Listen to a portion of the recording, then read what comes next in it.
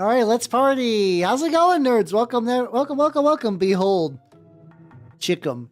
I accidentally painted it like. It looks very much like chicken nugget colored, more on the screen than anything. But how you nerds doing? How you nerds doing? How you doing, 14 on the YouTube side and on the Twitch side? How you doing, Jay? Congratulations on your first. Almost soon. Also enjoy your lurk. How you doing, Steve? How you doing, Matthew? Supremely nice. How you doing, Zetai? How you doing, the Dino Custodian? Welcome, welcome, welcome, welcome, welcome. And how you doing, ours? And how you doing, nobody? Yeah, I think it's just because the hole at the top, like it's got a little place to put your tea. It's got like a little spout. You know, it's the fanciest. It's the fanciest teacup, teapot, whatever. I do have a kettle. I have like a regular ass kettle that I barely use. I tried to do a tea phase. I really wanted to enjoy tea more, if that makes any sense. It's like, oh, you know, tea's got them antioxidants and stuff. You're like, oh, okay, you know, I have aspirations of being slightly healthier, so I was like, I'll give that a go, and it just didn't stick out. But yes, today this is the Turnip28, the Colossal Screech Wyrm. I'm probably basically gonna only refer to it as the chicken. I'm gonna be real. I'm very lucky that I have a local turnip scene. And everybody there is like, yeah, no, like, are we doing a chicken throwdown? Are we playing with our chickens? Oh yeah, congratulations on the streaks, everyone. I mean, you say like 25 isn't a big streak, but that is, like, I do 3 streams a week. That's like that's like straight up like basically a month. Yeah, the Ox Avery. I have not played it. I've played against it in like an earlier iteration. Apparently it might have been tweaked since then. I don't know. Also, I'm currently mixing. Also, I have to pull the camera out further, so it's gonna feel weird. The dark green brown and the dark ivory from Proacryl. I'm gonna try to mix those because you know, this thing is basically like a vehicle, kinda. You know. And that way that things that aren't one thing can be another thing. So I'm currently in the process of getting I'm gonna start sponging. I'm gonna sponge my way into the beginning, and we'll be doing more details later. So, you know, getting a decent, because my plan is I want the back half to be like kind of like pale sick flesh, and then this part to be like kind of more like exposed fresh flesh. You know, as one does. Yeah, people. Yeah, I know. Imagine doing things. You like imagine doing cool people things like watching. God, the fucking Street Fighter Legend of Chun-Li movie from yesterday was certainly one of the most movies of all time. It's weird because like I almost feel odd putting it in that category of like the very bottom, because like all the other ones I think actively made me angry. Now that's not true. Deathstalker 3 didn't make me angry. It was just like physically painful to watch and didn't make any sense. I'm actually curious. Like I think sometimes like whether if I was to ever go back, like if I was to like ever go back. Also, how you doing? Hi, Hiki, how you doing, everybody? Welcome, welcome, welcome. If you do not know me, I'm Howard, the Mimic Elf miniature painting VTuber of the Nurgle and Skaven variety. Though today I am back on my turnip bullshit. I am going to be working on the chicken, as one does. Yeah, we like straight up. I have not seen that much like attrition in a movie in a while. Like the last time we saw that level of attrition was the fucking if you guys wanted something that like will physically hurt you, but like in a way that you wish wouldn't, there is a movie called Dominator that's based on a British comic that just never became real, but I think it's available in Japan. I'm sorry, Britain. You do a lot of things, but whenever like a 2000s thing is like state of the art British special effects, you're like, oh no, this is about to be bad. This is about to be bad. Yeah, I don't know. Like yeah, I don't know if I would call that one a feel good movie. It definitely was like it's weird. It was both like a CSI Miami episode, but also straight up like a CW superhero movie at the same time. It's kind of amazing how it could be both. But it was absolutely both, and it was like, oh, that's not good. Not good. So we'll say this is taking to the sponge mixture pretty well. I'm hoping to use this as like not quite like an airbrush because I used rattle cans to get this far. How you doing, Moss? How you doing? But I definitely, you know, this is a big fucker, and I need to make sure I can get stuff covered, even initially. No, how you doing? Yeah, it's the big ass worm. This is gonna be a little awkward to paint as at the beginning, so just like hang in there, everybody. You know, it'll look good at some point. Like to view, not as like a thing. I'm pretty comfortable with my painting skills for this. But yeah, I want to. Apparently, everybody else at the local shop has their worm painted, but I also, if you're gonna notice, like for one, this normally has one head, but with 4 options. I gave it all 4 heads because I wanted all 4. I really wanted all 4, and I was like, I'm gonna make it fucking real. I'm gonna make it happen. But yeah, everybody else at the shop has their worm, but like it's like apparently last time it was like pretty. It's weird. So in oh yeah, okay, that definitely seemed like a bot smite, but what's it called? You just kind of do a thing where you just like you would have like a big distraction Carnifex model that will actively. Not only does this take so the way Turnip works, there's no points in Turnip. You just pick 4 like units, and they're like roughly supposed to be balanced against each other, or like they're your special boys because you have a cult that gives you special boy options. Luckily, this is ABS-like resin, so when I inevitably bang this against the table a bunch, it's not going to like entirely collapse my shit. But like it, like not only does it eat your own dudes, and it requires you to run double. Like it technically has like a respawn mechanic. Like it has 3 phases, like straight up like a boss. And previously, when I played against it, you could just kind of do like tactics to kind of like drive. I mean, yeah, I guess you kind of have to if it was like too ungodly strong. Which some people might like. It's weird because Turnip is not a game that you're supposed to give a shit about the meta.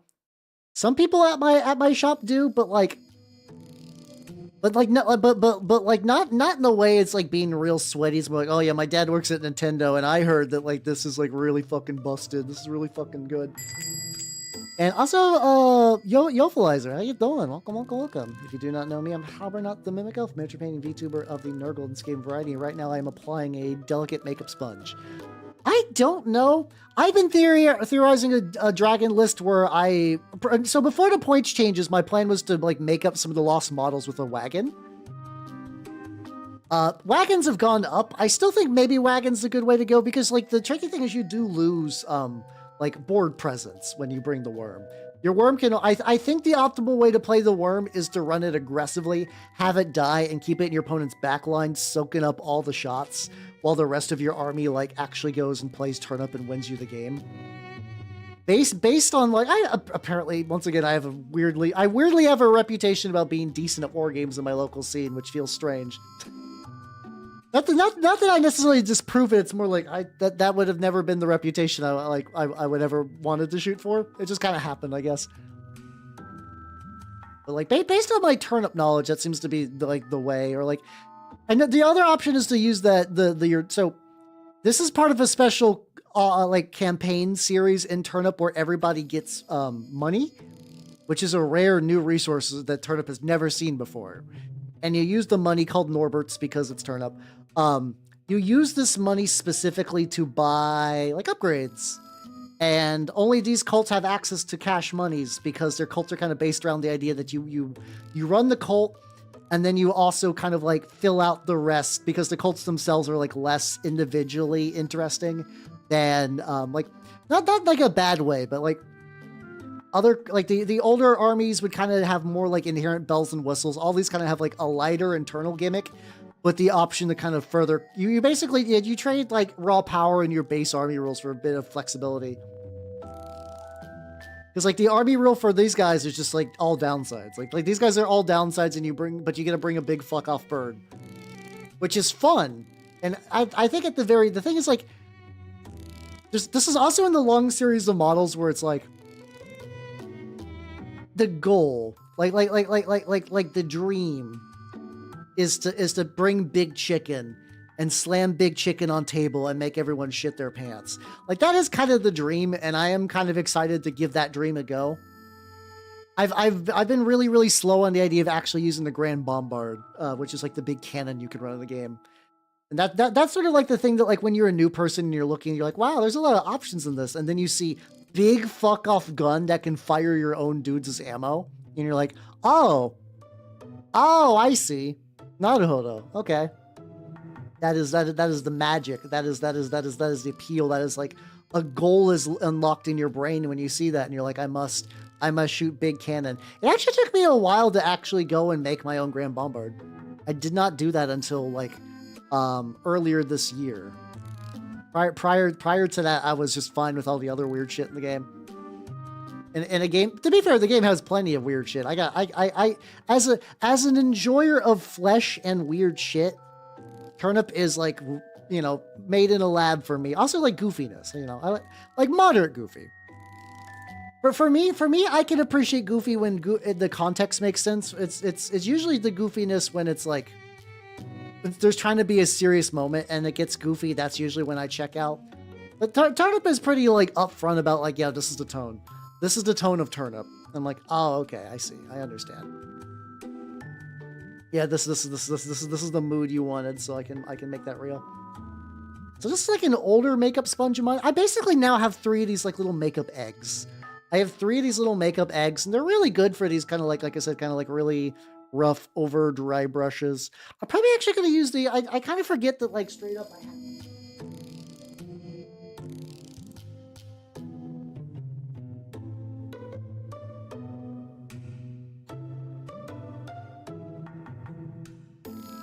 I got these. Yeah, it's not that. Oh god, I forget. It's amazing that AOS recovered as it did. Also, unfortunately, it is ad break time because fuck. All right, BRB.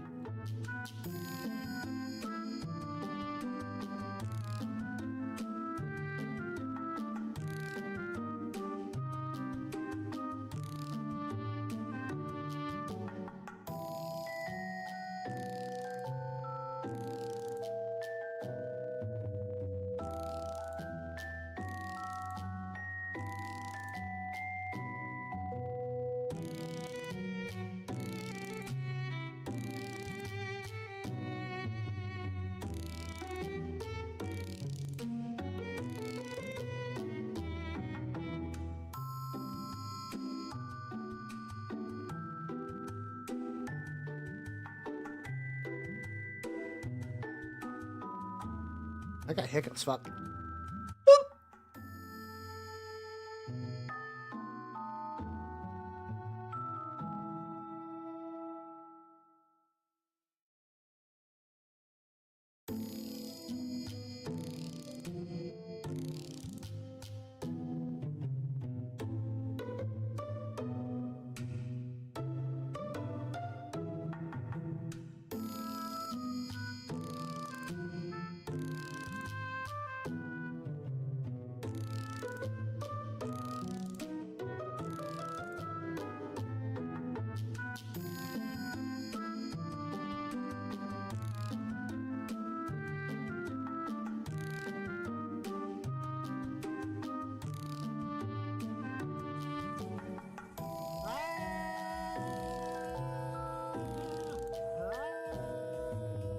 Oh shit, hi Raiders! Fuck, we're on ad break. It'll be done soon, don't worry.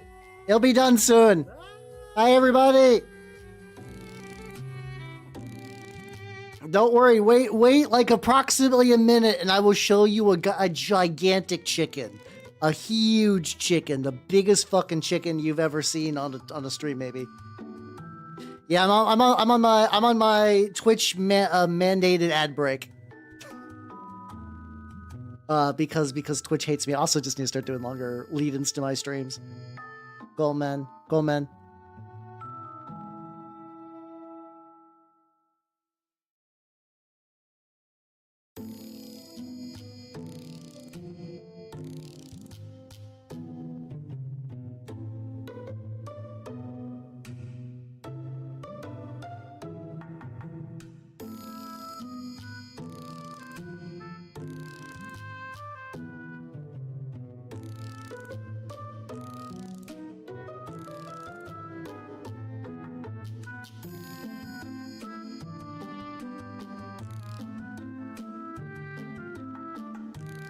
All right, we back. Welcome back, everybody. I think we're a little like, welcome back, everybody. There you go. How you doing? How you doing? Behold, giant chicken. Go be working on this motherfucker all today. Hello, everybody. If you do not know me, I'm Halbernot the Mimic, Elf Miniature Painting VTuber of the Nurgles game variety. How you doing, Sam, on the YouTube side? And on the Twitch side, how you doing? How you doing, Eerie? How you doing, Thorer? How you doing, Big Gun? How you doing, Super Tiger Fox? How you doing, Lotus Beansprout? Thickleish Beige. A great name, by the way. Tenshi, Ursigal. And Big Gun, I think I might have said. And yeah, there we go. Also, my cat now. What were you up to, nerd? What were you up to, nerd? She do be wolfing. She do be wolfing. What were you doing? What the fuck is Naughty in the Orange Room? I've not heard of that, but if I had to guess, it's probably a horror thing, right? But yes, this is my gigantic chicken for a game called Turnip28, which is a game I enjoy very greatly. Also, I'm having a lot of fun. I'm experimenting with sponge work as a way just to kind of like mass paint vehicles and whatnot. Like, this is not a vehicle, but you know what I mean. Same dealio. It's my big chicken, you know, as one does. But what that radium meant. Well, now you know. There we go. I'm gonna make a Trench Crusade. I mean, it's tricky because I would like one, and I know a lot of people have mentioned stuff. It's just also too like unironically small indie company, like expecting a lot of big shit. I thank you for your sub, Eerie. No, I thank you, seriously, thank you. Holy shit, 65 months. I kind of forgot that like once again, like it's like I know the passage of time will continue to dissolve me and turn me into bones, not bones, like into dust. Turn my jelly bones into dust, which I guess you could reconstitute back into like a bone-like substance or whatever. But like. And it's kind of nuts. Like just like 6 years. Holy shit. It's gonna be next week actually. On this day will be my 6 years of being a VTuber. Though I will be delaying the actual big festival party bonanza thing until probably after my move. I was originally like maybe I'll do that in like the summer. I think that's too long, but definitely needs to be a post move thing. You know? Definitely, yeah. I'm gonna go so far into becoming dust. I'm gonna become like calcium powder that will be consumed by future generations to grow bones and get strong. How you doing, so crazy? How you doing? Arguably war game. Like if I had to choose, like I love running niche TRPGs. But sometimes like the thing is like really niche war games have like quite a big buy-in. I usually have a not trivial time getting a bunch of people to play niche TRPGs. Like I'm gonna be running Call of Cthulhu. Call of Cthulhu's not super niche, mind you. It's like one of the classics, but you know what I mean. Not D&D, guys. Fuck. I will also turn the gamer stuff. So I'm drinking some right now. I got the whatever it is. I forget what it's called. It's like the tricky wiki one, the one with like the. I was about to say the one with the saucy lady on it, realizing that like narrows it down, not a single goddamn bit. They're making a Traveler 5th edition version, and that's fucking my. I'll say it in Black Roses. That's fucking my shit up. Like I understand that the company behind Traveler is like a company and whatnot. You know, you got to get that bread, but it's like. So fucked up. For context, Traveler's like one of the longest running like sci-fi TRPGs. It's been around for like a million years. I don't think it's like dead or anything. I don't think this is like it's finally exploding. It's more just like, oh yeah, no, it's man, the D&D 5e like brain rot is deep. Just turn into shy lily dust. Warband management would be a fun take. That'd be kind of cool though. Yeah, I feel like the very obvious answer would just to be like a third-person shooter horror thing, maybe. I would like if they did like a kind of like Trench Crusade, like Bannerlord or whatever. That could be cool. I didn't need to do the third. I'm using so many makeup products. By the way, everybody who's like a war game person or whatever, look, invest into some makeup sponges. They'll be real good. They'll be real good for you. You know the new 40k lore. Depends on what you mean the new 40k lore, because like that definition could be so many things. I have been reading a book called The Emperor's Spears though, which I've been enjoying greatly. I do like me and Aaron Dembski Bowden books, so like I'm a little biased, even though this one is not featuring Chaos people at all. At least not yet. At least not yet. This is very much loyalist book, but I've been enjoying the hell out of it. It's been nice. Cool. I'll see what I would like. There we go. Hey, how you doing, Risky Tilt? How you doing? How you doing? I also, like, for a brief second, I misread your name. I was like, oh, shit. How you doing? How you doing? Oh, actually, hold on.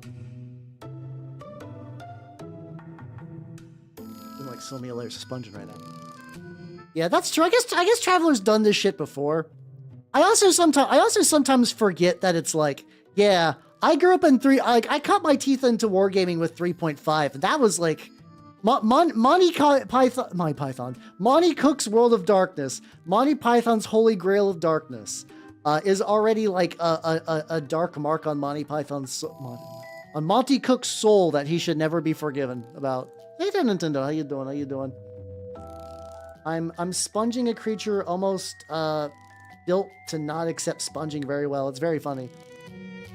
But otherwise, Massive Child is doing pretty good. Big Boy Supreme has a lot of little bits that I'm trying to like hit and do stuff with, but I'm generally having an alright time. Because I can always come back and like... I didn't get to live the meme of dying during character creation. I have played exactly one Traveler campaign. It was like a very short one. I ended up, I was like, oh, cool. Maybe I'll be like a doctor. And then I ended up accidentally weaponizing cancer in med school, and ended up just becoming like an on the run tax broker guy. And I was like, oh, well, shit. I'll tell you, hey, let's go. Hell yeah. Like the tricky thing about these little sponges is like the amount of like strength they actually need. It's like I know sometimes I can get him like right there.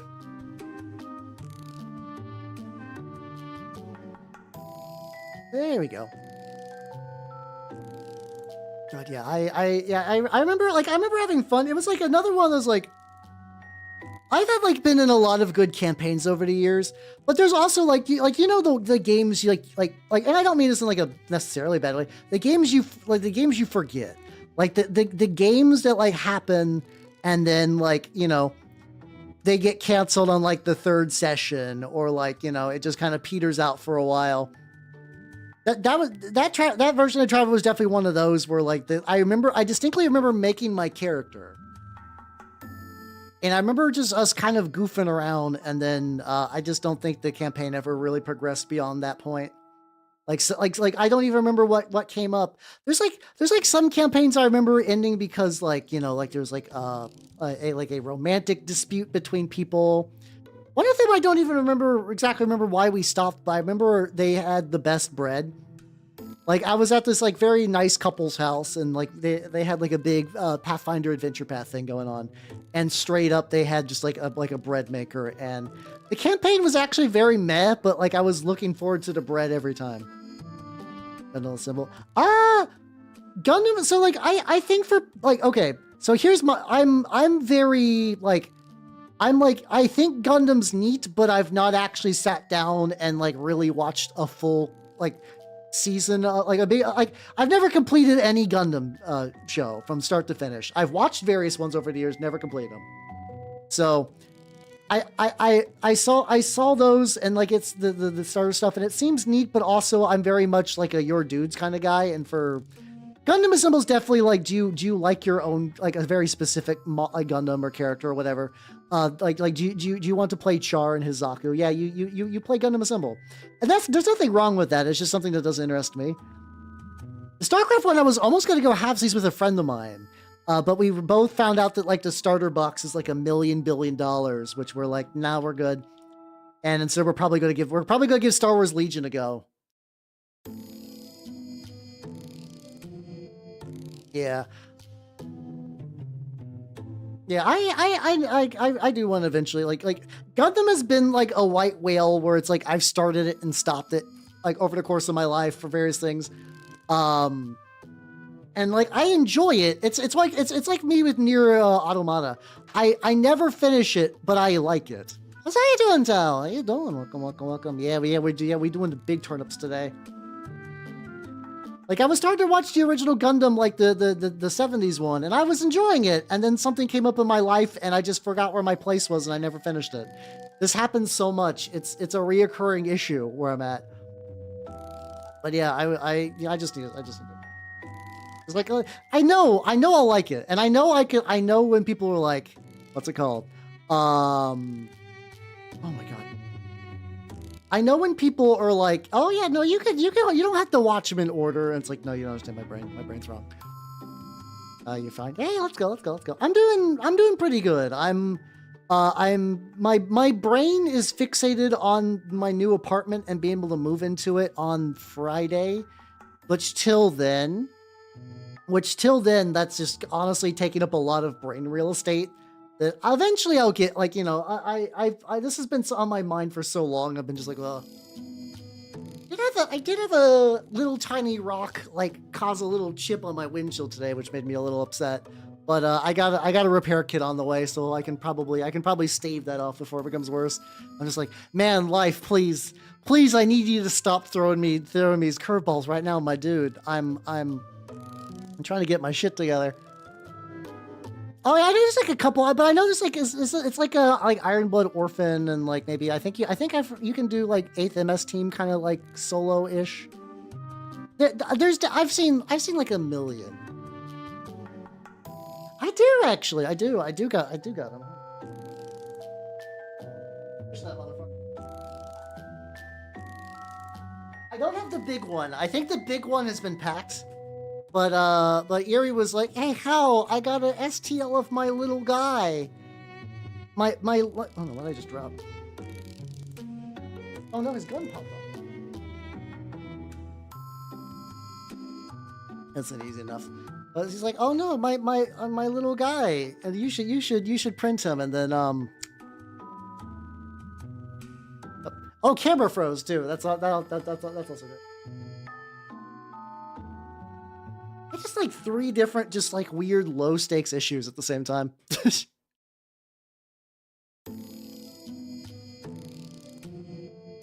There we go. So yeah, so Erie gave me that, and then I was like, okay, I know what I must do.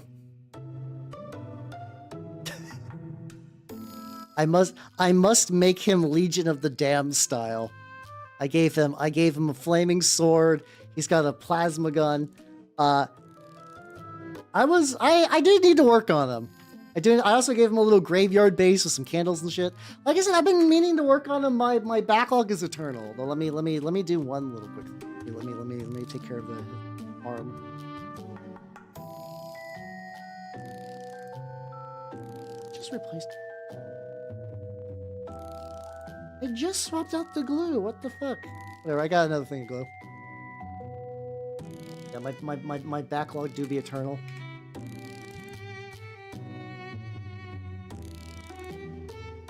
There we go. Hey, there we go. Back. Is it a scam? Define what you mean by a scam. Like, it's the usual thing of like, do you want the book and do you want the minis that come with it? If the answer to those is no, don't buy the book. Don't buy it. Like, if anyone is trying to like sell it at a crazy markup, by the way, I'm going to be using for everything fucked up. A color that so it is, I'm doing the Evil Red. I'm doing the Evil Red from Vallejo. I literally just used that before everything, I dropped it or whatever. I dropped everything.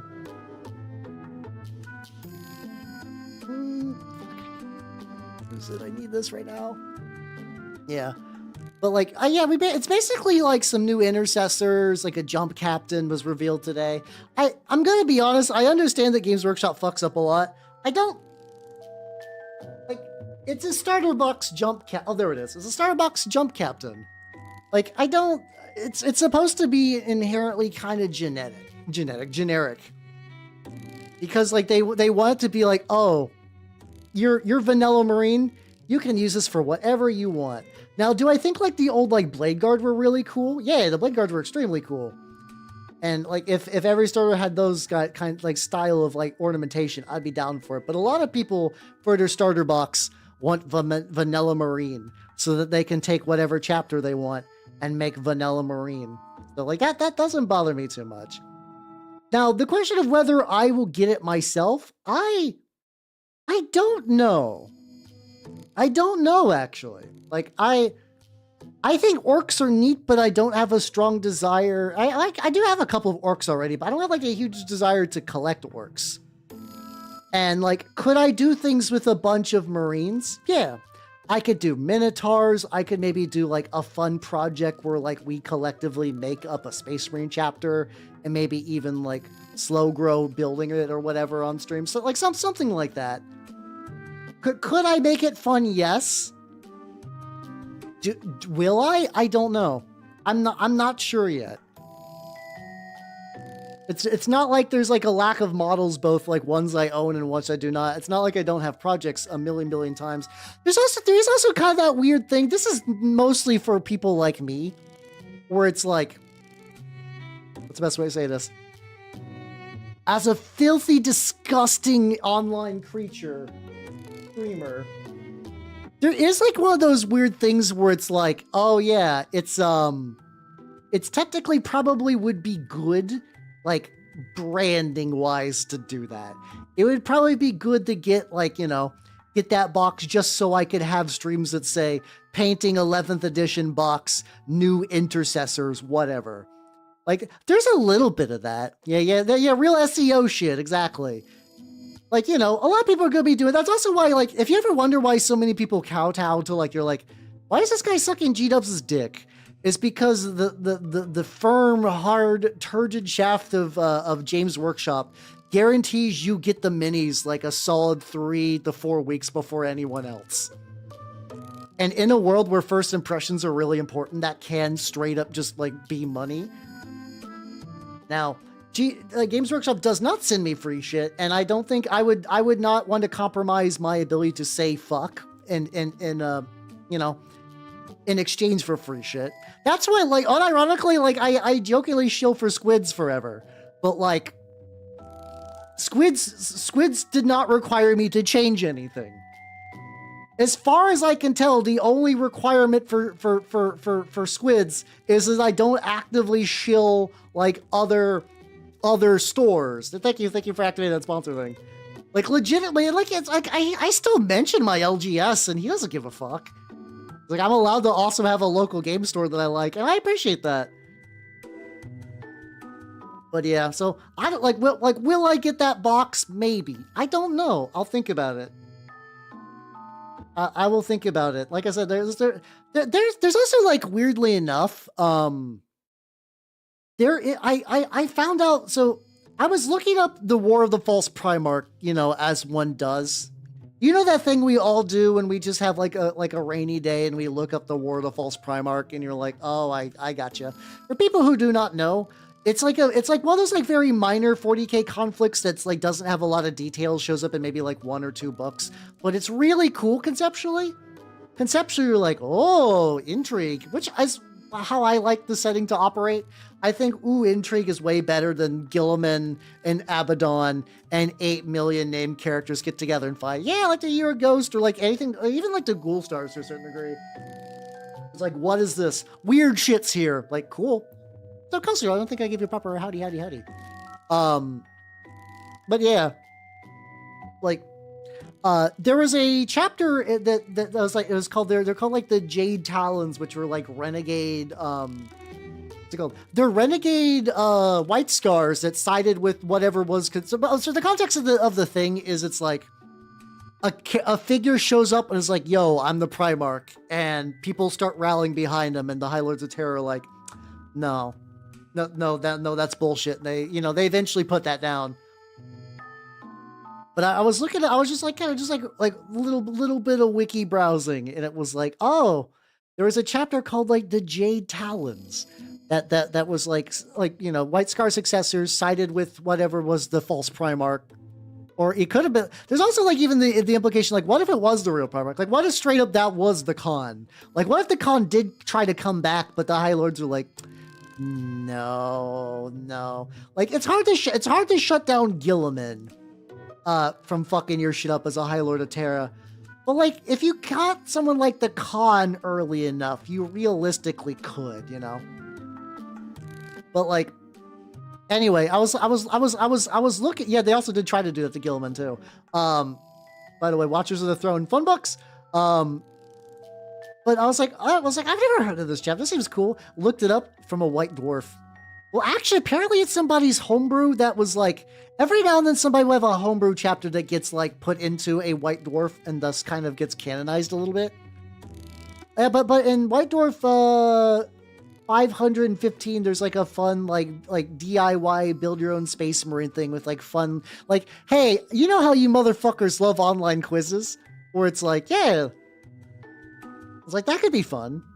That could be fun to follow through on that and build up a loyalist chapter and maybe paint everything in the box as that chapter. Maybe that could be fun. But that's also like setting aside a lot of time and money to make that real. So I don't know. That's why I'm okay. Like, or it's like, I could just paint the Minotaurs. It's not like I don't have Minotaurs. I have a painted Gilliman, effectively. I have the old style Marnius Calgar, back when he was in his not Terminator armor, but like the Bravos, whatever. Well, the Primaris redo armor that he had, but now he no longer has because branding. I could paint him up, and, you know, technically with these new ones, I could just run them as a full Minotaur force, like, pretty easily. I think I could run a full Minotaur force now with everything I've painted. I really could with that, you know? Are they homebrew? I was, because, like, I don't know. Maybe. I don't know. The thing is, from what I understand, that there was, like, the Cursed Founding version of them. And then the Forge World kind of, like, really revamped them for a lot of their stuff. I don't know if they're from Rogue Trader. I know that they've been around for a while in some form. Now there's like fun in-universe theories that the old Minotaurs were unstable because of their Cursed Founding. They died off. The High Lords just took this chapter and just kind of like, swoosed them in. And where you run it by a single dice.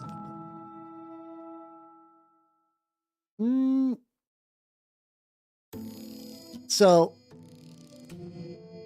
you're saying that the Hong Kong action thing is like, okay, I think just double check what you're saying, Solid Crazy. Well, no, the Iron Warriors gene seed was never officially stated, but some of the people that either worked on it or were friends with people who worked on it said that like they would talk about them being Iron Warriors gene seed. No, they are official. They 100% are official. Like they show up in books for sure. I read a book with them. It's fun. It's very fun. Okay. But what you're saying though is saying that it is a 5e system, they roll up and you're like, guess again, motherfuckers, it just happens to use a d20. I would say don't do that. I understand like the capricious way of tricking people into stuff. From what I understand, I'm doing I am not a 40k lore expert, but I dip my toes in stuff. Is that no chapter has been officially declared like this is like straight up imprinted material made from Trader Gene Seed. Silver Skulls are very strongly implied to be Iron Warriors. Like Minotaurs were mentioned as being Iron Warriors as per just kind of talking about shit. So I need to use a different brush. This one's not nearly as like. There's definitely gonna be a lot of touch-ups on this thing. You know, this is a big model, so it's got little bits and pieces. Yeah, like they're close enough that if some like for both of those especially, they're both close enough that somebody was like, oh hey, like. The Minotaurs are descendants of the Iron Warriors. People wouldn't be like, that's bullshit. They'd be like, yeah, okay, yeah. There's enough wink wink nudge nudge unofficial sources, stuff like that. But I don't think G-dubs will ever fully come out unless like it's like for a book or something to like really truly reveal that, you know. Yeah, I mean, I think Carcharodons have been like pretty. I think they have been pretty explicitly like, yeah, no, these are Raven Guard. These are exiled Raven Guard. Like, there's like some connection to stuff. I don't know though. That's the inherent tricky thing is that Games Workshop is always really fluid and wishy-washy about what they want for 40K stuff. So like, everything that we're like, this could be real, could 100% change in the blink of an eye. Okay. Here's the thing, Solid Crazy. If you're going to run a tabletop game, one of the most important things as a GM is buy-in. More than anything, more than immersion, more than good mechanics or a good story, you need buy-in from your players. You want everybody like you could mastercraft every encounter. You could put your entire dick, balls, ass, pussy, whatever into the actual storytelling. You could buy props. You could do whatever. If the player buy-in is not there, if they're not feeling it, if they're not like invested for whatever reason, if they were not on board from the beginning, or like, well, basically, like it's this way it says. They need to be on board for what you're doing. And generally, it's very difficult to if you sign up looking for thing A, it's really tricky to trick people into like enjoying giving them B. Like it was all a dream, or this is an isekai, or this is like whatever. That works in the context of like movies and things because the investment is low, the buy-in is much easier to get. If people roll up to a game you're hosting looking for X. You've told them X. And you go, JK, that's actually Y. No. They are instantly going to no longer trust you. And also in the sense is you are a stranger. Like if you're like, hey, my buddy Greg and other buddies who are also named Greg for mysterious reasons. I don't know. We're everybody's Greg here. I'm going to run a thing and I need you to trust me. Like this is like, Friends will let you do that because that's also inherently part of the buy-in, where it's like you've built up the emotional investment to like you as a person, and your buds can like kind of cash in on that. You cannot do that to strangers. Fist successor theorist to be Alpha Legion. I thought the Alpha the implication is that the Alpha that the Soul Drinkers might be. I don't fucking know. It's hard for me to make a definitive statement because I've not read any of the Soul Drinkers books. The bits of lore I have heard are the idea that maybe that there might be lost Primarch gene seed because a lot of the older a lot of Loyalist chapters from back in the day absorbed a lot of the members of the other legions, like the 2nd and the 11th when they're Primarchs. What, question mark? I think that's the implication, yeah. Yeah. Let's see. But yeah, but yeah, so yeah. It's, if you really want to run that game, be like, advertise its strengths. Be like, it's very simple. You could do a cool like Hong Kong action movie and like maybe put like fucking like, put some cool lads on the cover who do like cool movie shit and be like, yeah, you want to play this? Fuck yeah, you do. I'm running this here tonight, this day. I'm bringing snacks. So I'm just kind of like really, really lightly hitting this up because it's starting to get a little thin, but that's fine. Do that. Immediately build trust. Immediately build comfort. Immediately let everybody know that you're trustworthy, that you're dependable, and that you're willing to kind of like help out. Like that's like good. That's a good thing to get built up as a DM. That's a good thing to get going for that. Like whenever I run games, people are excited because they're like, oh, you're cool, Hal, and you run cool games, and I want to play in your cool games, and real, Let's see. Alpha Hydras that recruits. Let's see that. Like the Tempesta. Mind you, I'm like on Imperial Guard in general. So like they did not super excite me. I understand that Guard is cool for a lot of people, and like for me a lot of times Guard just doesn't do anything because like it's very clearly like this is just historical faction but Guard. And I think that's a cool strength of the guard, but I kind of like it when they get a little, like, or even get, like, slightly weird with it. Like, I like, once again, in the book, what was it called? In, Firecast, there was some, like, really, really cool, like, heavily, like, kind of like Spanish Catholic guard people, and they were really cool. I know that's also, like, very historical based, but it wasn't like, what if they were ex-army, but in space? There's, like, a bit more going on there. There's a bit more going on there. Fine. Yeah. I mean, oh yeah, no microcodexes are the devil. I mean, you still can, though. Like, you still can make your own cool ones. I'm very pro, like, don't let Games Workshop dictate your happiness because you'll never be happy again. I'm sorry. I'm sorry. Never rely on Games Workshop to make you happy. It's not gonna happen. If you think something's cool, don't ever be like, oh, is the lore, or like, is there a model release? Just fucking do it. I would say just do it.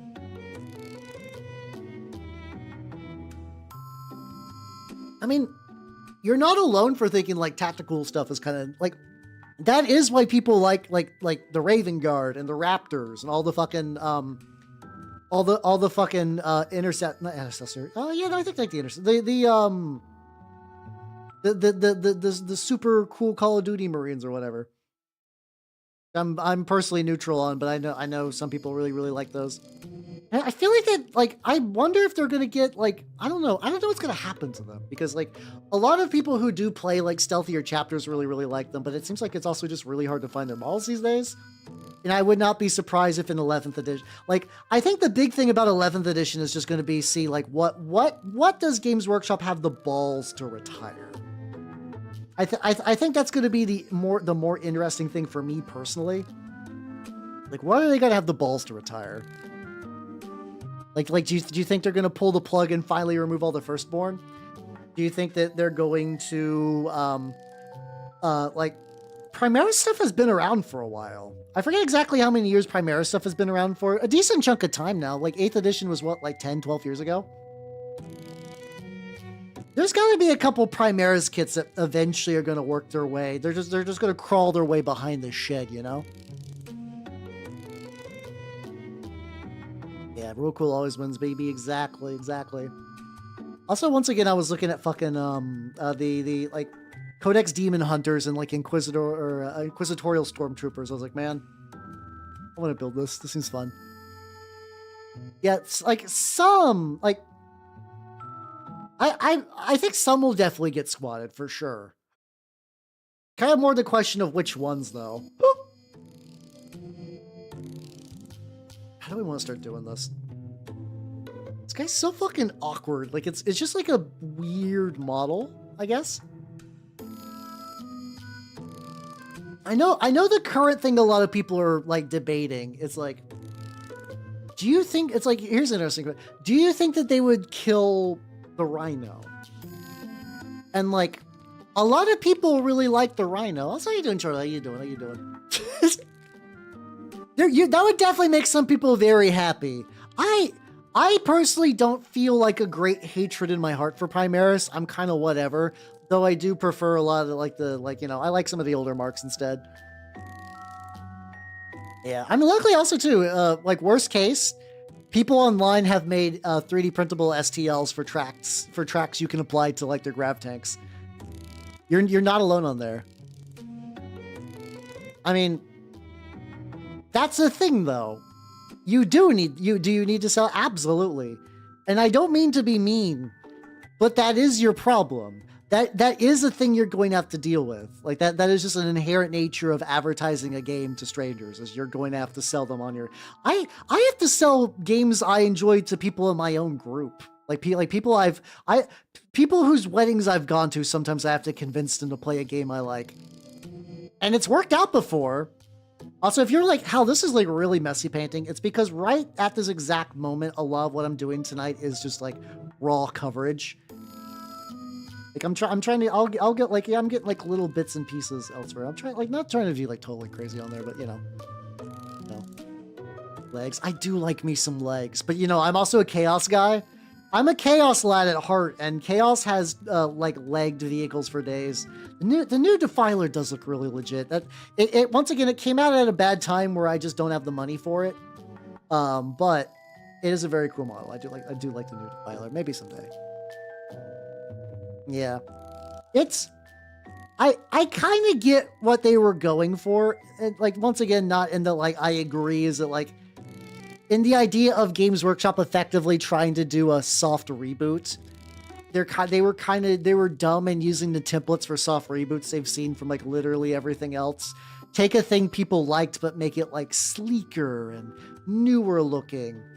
Like basically the entire ethos of like the designs, like basically all the way they did for stuff for like the newer Star Wars movies, where it's like, yeah, it's what's like what you know, but like sleeker, but like feet specifically. For like boner reasons, feet don't really do much to me, to be honest. But like, I do like legged vehicles. I think legged vehicles are really rad. I mean, I have Chaos Knights, so yeah, obviously. I mean, that's the thing though. Like if you do think the Rainbow Warriors are cool, you should paint some Rainbow Warriors. People have Concord, exactly. People have done really cool stuff with Rainbow Warriors where they've kind of like mined them up a bit, and they use the a lot of the like the Lizardman bits to make that happen, and like that's really sick. That's really sick. Wait, what about Jeff Gordon? I know very little about NASCAR, to be honest. NASCAR used to be a bigger part of my life, not because I would actually watch it because I grew up in a really hick area, and that's just kind of all people would talk about for a billion years. I have not actively thought of NASCAR in a hot minute. Oh yeah, if you see like weird lines like this, so initially when they put together this model, when this model was initially put together, it was not sliced for small printers. It was not sliced for small printers. Some people do.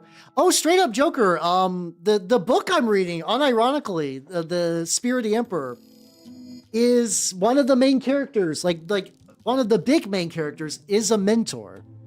He was sent across the Cicatrix Maledictum to kind of like meet up with the other kind of Defenders of the Veil chapters to kind of like see what's up over there, and also to try to like eventually, basically he was like on a scouting mission for Gilliman, and they're all the people he runs into are like, buddy, you're not getting back across the other side. This is your life now.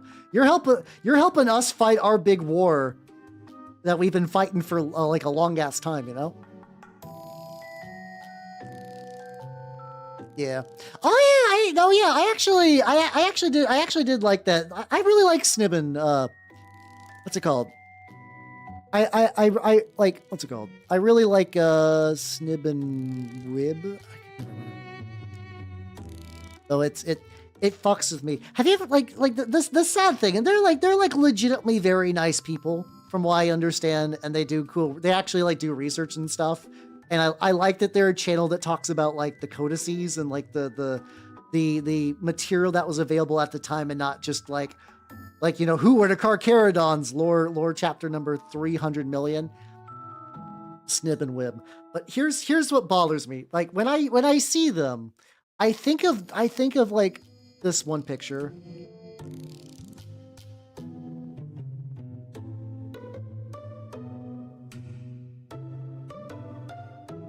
And this is probably mean. I feel bad. I feel bad that this immediately pops into mind. But like I immediately think of this. There we go. I immediately think of this image like 90% of the time, like whenever I see the intro to their videos. But it's they're like, this is what I'm talking about. I don't want to be mean, but like I think of this a lot when I see their stuff. But they do really good stuff. They do really good stuff. If honest to God, if any of them ever watches my shit, I'm so sorry. You guys legitimately do great, and I quite like. I like the video they did on the. They did a video on like the first main 40k expansion. It was like something of the Astronomican, where it was about like raiding an orc, like raiding a big orc stronghold, and the orc had like a statue that looked like vaguely like a smiling Buddha. Second edition seems buck wild. I enjoy playing third edition, but everything I read about second edition, I'm like, what the fuck is going on there? How you doing, Bunny? How you doing? Probably. I like I said, I have no like. I'm aware of Dale Earnhardt Jr. I'm aware that he's like a dude, but like I really don't know much about him in the context of NASCAR, and that's fine. You know. Isn't that the game that Bloom played recently? Like Bloom and me have very similar taste and shit, so I get greatly amused when he's like, you know, both like I have like a pretty low, like I have a pretty reasonable tolerance for like Kusoge and stuff. But even when that dude is like, this game is garbage, I'm like, how bad is it? How does it like it intrigues me. That's why like anytime Bloom has told me not to look into something, I'm like, I gotta know. I gotta know. It's gotta be terrible, you know? But yeah. Where's I going? But yeah, so the people still make mentors models. People still do. Basically, I think like if there's ever been an official chapter, somebody is ride or die for them in like a legitimate context. So yeah, they're arguably the fact that Rainbow Warriors are kind of a meme means that some people like legitimately kind of like bounce the other way to get like real into them, you know? But for some reason, like this is like a really weird idea. I thought about doing the fabric blue. Just because, like, in a weird way, this is technically, like, a fucked up bird thing. It's like, maybe I could run this Lord of Change. The weirdest Lord of Change of all time. What's wrong with your Lord of Change, my dude? Like, you know, he's been through the shit. It's fine. Oh, yes, Biggie is, in fact, big Earnhardt. That, you know, that tracks. That's legit.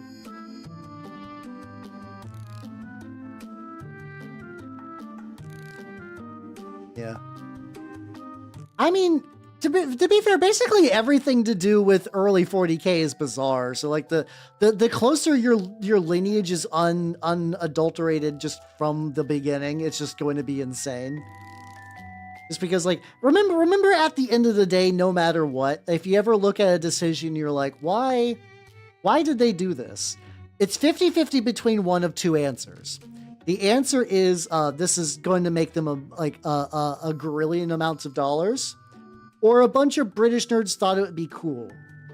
Arguably, these ideas are not mutually exclusive. Or the third bonus answer of like, this is a war game with minis you're supposed to play. So if you're ever like, why are all these Space Marines bald? The answer is that bald heads are really convenient for mini painting. You just have to paint skin and not hair.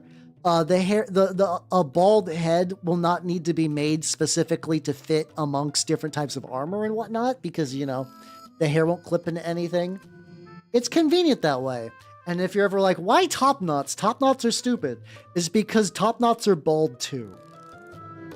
You're like, okay, I've stuck a bald head on here, but I want him to have a little bit of hair. Boom, top knot. Not that there isn't, like, you know, top knots do kind of have that like barbarian look, and like a lot of things are trying to go back to that kind of like Conan barbarism sort of feel to it. Not everything, but like a lot of stuff from there does. And in that case, that absolutely is like the easiest way to do. Because yeah, exactly. You could take a bald head. You could be like, I don't want them to be bald anymore, and you stick a top knot on there. Yeah, that is very fun. The thing is, like, at the end of the day, I'm gonna be real. I don't think people care that much about that. Like, if that's legitimately the reason they stopped, I think that's fine. I'm kind of more of the belief that, like, you know, it's like Rainbow Warriors, like it's like this is stupid, and we're really serious now. Yeah. I mean, it's real. I mean, it is real. It is functionally, in the context of like, I am making a miniatures game, a top knot is just another bald head. I think it's also like legitimately for a while where it was like harder to find, like, you know, like called generally when people want female minis, they want them to have hair. And I think now we're more open to having female minis with bulb, and that makes them more likely to put in the various types of power armor and whatnot, all the various things. Bald woman technology was what Games Workshop needed. And it finally has it in its grasp. Bald 4. What's your favorite dinosaur? I would love to give you a more complex answer, but I'm going to give you one from the heart. I have been ride or die for the Triceratops since I was a fucking child. I've been ride or die for Triceratops since I've been a child, because here's my thought. They look cool. They're big. They're chill dudes, but also like if I remember like when I used to be way more into dinosaurs, you'd see like videos, like educational videos of like, oh, and this T-Rex is trying to fuck on this Triceratops, but this Triceratops isn't going to have any of its shit and would just gore the guy, like the T-Rex until the T-Rex left. And I was like, whoa, it can beat the T-Rex sometimes, because like, you know, like I think there's like a weird thing where it's like growing up, I think now people are like, yeah, a T-Rex is functionally, that's how you doing, Lana, thank you. It's more of a chicken than a fetus, but I appreciate the compliments.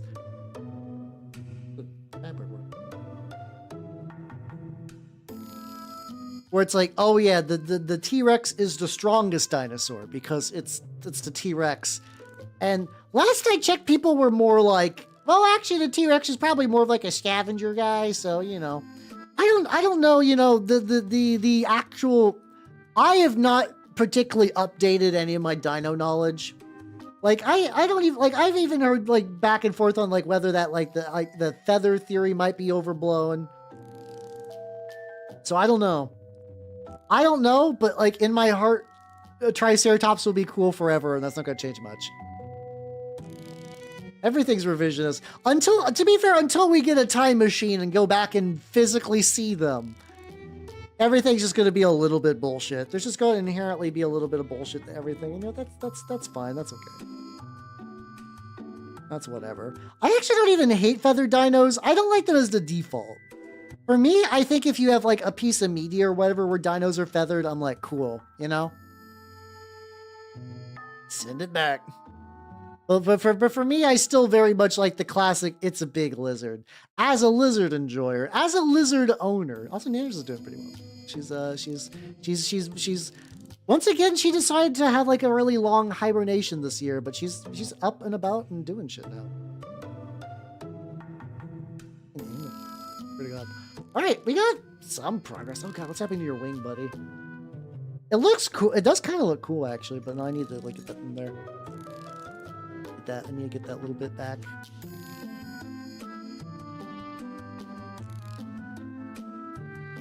There. Sip real quick too. Oh yeah, no, I used to be a big dino fanboy. I don't really know what changed. I think I just some point just, you know, like interest in Tinder Wander.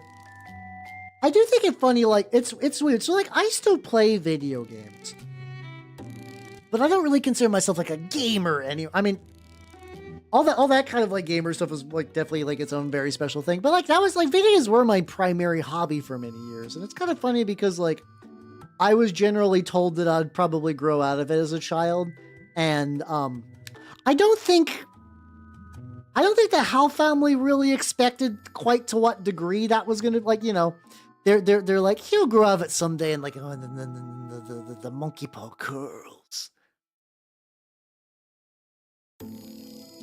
Yeah, I mean, like the idea of like raptors is like a funky little pack animal with like that operates in a pack with like a bunch of like feathers and stuff. That is kind of neat. I think that's neat.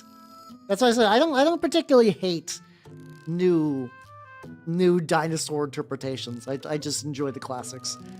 One thing I'm gonna do. I'm gonna get a little bit of I'm gonna use the Vallejo black brown and just try to hit all the. There's not like a crazy amount of wood, but there's definitely like a throne. I mean, rappers are also funky little pack critters. I think that probably tracks. It still fucks my shit up that 50 Cent's gonna be Balrog in the new Street Fighter movie. He looks so old. He's like, you wouldn't know it's him because he's also going by his like actual like name. Like, who's this actor? He looks familiar. Wait a minute. So, big stretchy.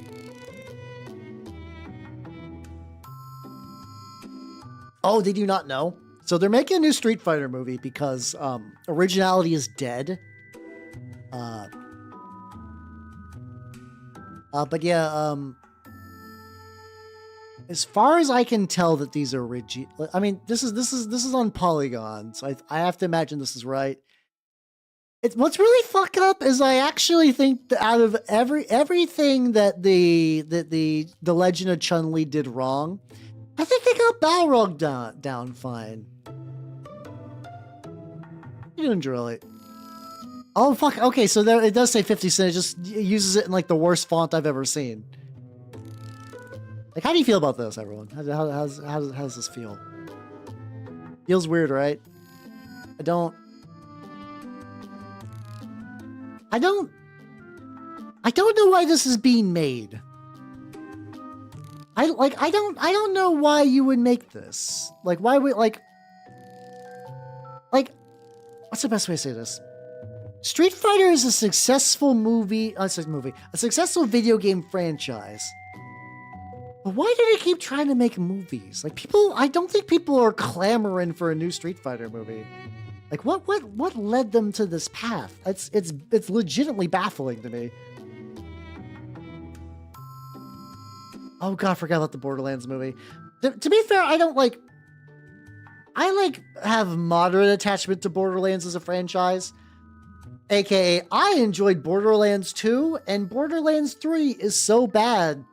I was actually doing a collab, speaking about from the raids earlier, I was doing a collab of Borderlands 3 with good old dead dog on the internet, Eerie Echo Hound. And the dialogue was so bad we had to stop. Like, you know that old adage of like, well, everything's good with friends. The story of Borderlands 3 was not. It was agony. Well, that's just it too. It's a perfectly fine, functional video game. It plays fine. Like the moving around and doing the shoots, totally fine. But like, it's not worth it. It's not worth it to play Borderlands 3 and then hear Borderlands 3. And when people are like, oh yeah, I found a patch to remove the dialogue. And that's like a thing people really need. Like, not only did you fucked up, it's like, I'm kind of at that, like, you know, I'm at that point in the life, you know, I'm getting older. My jellies are getting crustier and crustier. Like, we have so many good video games. Like, unless you think it's fun to play a bad video game, and like, there are fun bad video games, legitimately. There's no reason to play a game that you don't enjoy. You don't you know, you don't like, we once again, we live in a golden era where every video game is at our fingertips if you believe hard enough. You know? I don't Baron Kevin Von Silent. That might be true. I'll fully admit I don't know much about Volkswagen as a company, you know? People are doing Final Fantasy. People are doing challenge runs of everything. What am I talking about? I'm like, people are doing niche weird bullshit in a video game? A retro video game? No way, never. No one would ever do that. See, that's kind of fun though, because like that comes from a place of love, weirdly enough, where it's like I just scratch myself. Like model sharp. So it's like, I love this video game enough that I want to do challenge runs, and to make those challenge runs real, I am going to mod the dialogue out. Like, that's beautiful in a way, you know? That's somebody finding a whole new way to enjoy a game they love. That's why, like, I think, you know, I'm okay with speedrunners and stuff too. Like, I don't think I'll ever speedrun myself. I don't think I quite have like the mental constitution to do that. But like, if Borderlands 3 felt okay to play, like it wasn't like super activating my neurons, but the dialogue was so bad, it's like, I'm just gonna stop. It's not worth it. To be fair though, I was already like, 2 is already on my nerves. I'm one of the people out there that like openly don't like Tiny Tina, that used to get you crucified on the internet. I'm glad that people have calmed down. I just don't like Tiny Tina. I'm sorry. But now I can have that opinion without people threatening to, like, you know, throw rocks at my door. Like, she was annoying back in the day, and then, like, even in the context of, like, newer games, she just was, like, more and more and more annoying. And then they made DLC based around her that was more and more annoying. And people were like, "How are you gonna play the Tiny Tina fantasy only game?" Like, no. I would not even play a game called Throw a Brick at Tiny Tina, because I would have to listen to Tiny Tina to play that game, and I'm good. I'm good. I think randomizers seem fun too. It's like, I wish I was better at certain video games I enjoy. Like some of my favorite games are like Magic Pendule, and like I think a Legend of Mana randomizer wouldn't be too bad. But the game is already kind of semi-randomized anyway, just sort of based on the tile placement, unless you're going for like one of those, like, I have looked on the internet for a guide for how to set that up 100%. No, I think she fits the setting of the game. She's just grating. She's just grating to me personally, you know? Yeah, and then I think it's because, like, they, like, Gearbox is like one of those companies that, like, if somebody likes a thing, they're gonna beat it to the fucking dirt. I think maybe when Tiny Tina was, like, you know, a weird NPC in a game filled with weird NPCs, that was kind of fine. But then when she sort of became like, "Oh, I'm a pillar of the franchise," it's like, oh no, please, please no. Would turn all right.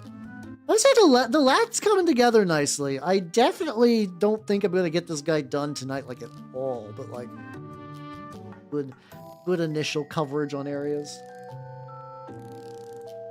Let's see. Big, so large.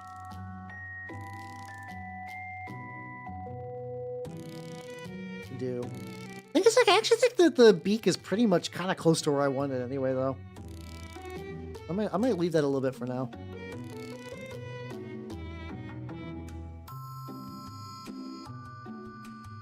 Oh fucking Randy Pitchford, you were certainly a guy. He's not dead, but he's you know, he's less in the public. Oh shit, ad break time. Sorry, BRB everybody. Wah.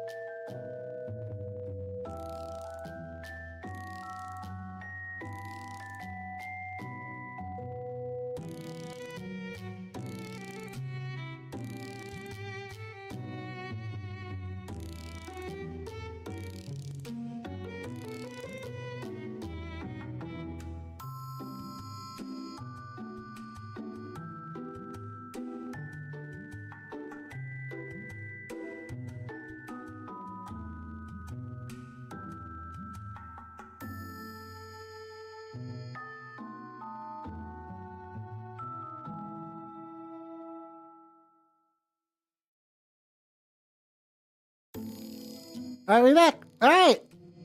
The lead. I'm trying to like figure out how to like best aim the head. Like I'm trying to see if I can like scoot back some of the. My entire desk is covered with like a fine collection of just like little minis and stuff. There we go. How you doing, Sola? How you doing? I'm painting. I wouldn't say this is a rat by any means, but I'm definitely painting. How you doing? How you doing? In fact, I'm painting Big Chicken. It's him, the McChicken. It's going pretty good. It's going pretty good. There's like a bunch of little bits I'm gonna need to work on. Yeah, the turnip shell. I'm continuing to get really close to working my way through. I can't run every turnip cult, but I can run a lot of them. The Shattered Lance ones require some new minis though, which I just do not have. So I need to actually like start building those. But Turnip at the very least is like very casual, where it's like this is something that as I've been looking into what's it called? I've been looking into Star Wars Legion, where it's like, oh yeah, I need to get a mini so my list can do cool things. I'm like, oh that costs money. Oh, that's a big money thing. And I'm like, oh, I haven't thought about this in a while, because most of the time it's just like, oh, I'll just do like a thing. I'll just paint a mini because I kind of feel like it, and you know, it has rules that I can run, and that's cool. But what really sucks about Star Wars Legion is that like I'm looking to build Mandos when they get released in June, right? There's a particular Mando named Gar Saxon who I vaguely remember from the Clone Wars show. Like vaguely.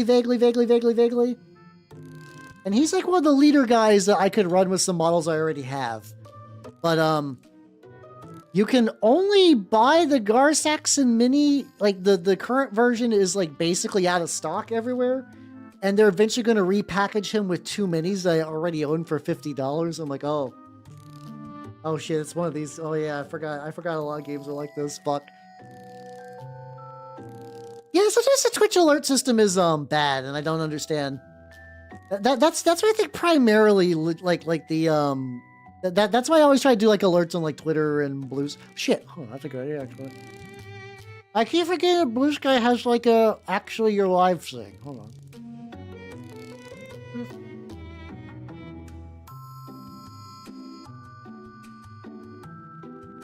Okay, I want to speak a bit more, but the brush actively fell into my mouth and I couldn't do that. There we go.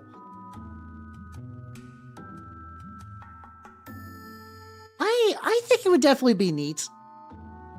Though Quar, I think, is a special instance where it's like the from what I understand, Wargames Atlantic just kind of does. I've always heard the rumor that the guy who owns Wargames Atlantic is just inherently wealthy.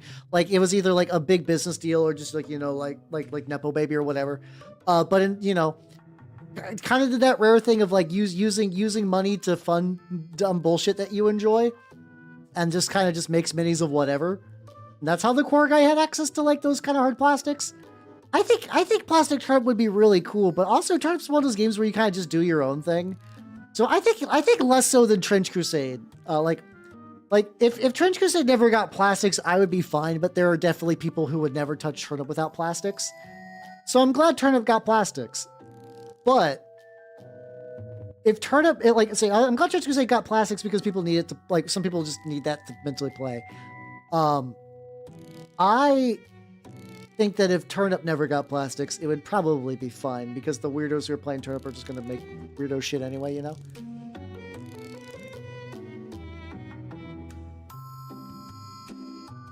The forbidden pewter.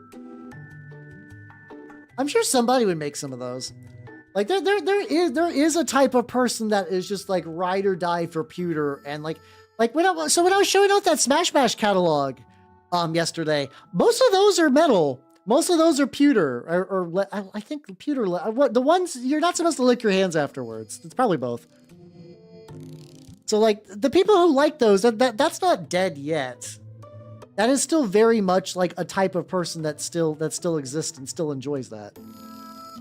So if you're like, ooh, I like lead, and I would like, actually, you could probably look through the Smash Bash website and build a court army like pretty easily, you know. See, I was under the impression that Infinity kind of switched to COcast. Maybe they backed off, or maybe they just like COcast was only just like a couple of things. Yeah, maybe it's just lead though. See, I don't know. I would argue minis aren't super fragile. Like I've had minis get knocked over and dropped or whatever. It's not that big of a deal. I don't think it's that big of a deal. You know, everything these days are fragile. Like, you know, you don't want to like fucking just like discus chuck an iPhone, but like I don't think mini like quality is too bad. For me, I think the price for that like Shadow Collective box is probably more just like, hey, nobody will ever buy duplicates of this box, and this box is meant for like technically what is a niche army, and it's just going to be expanded into a second slightly less niche army.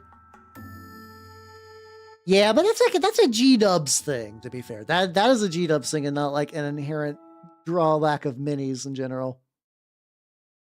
And even then, like, I think Games Workshop resin is very, like, you know, you really only see that with older Forge World stuff.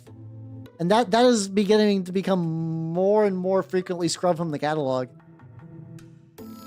I don't know if they'll ever fully squat the G-dubs resin or Forge World resin, but like I'm pretty sure most Finecasts just don't really exist anymore. Like, I just don't think you can get a lot of those like old Finecast minis fresh from Games Workshop. Back later and like gotta really get behind that chicken. Okay, I'm willing to claim ignorance on that one, that I've never actually had an official Forge World resin mini. Actually, no, that's not true. I've had a couple, but they're not like, okay, like I have a Lehman Russ Hondish, the one with the Gatling gun, the auto gun turret. I have a Forge World resin one. I have a Forge World one that has a resin top, and that seemed like Resly. She was singing an original song called Pillow Talk. Can I actually get a share link through here?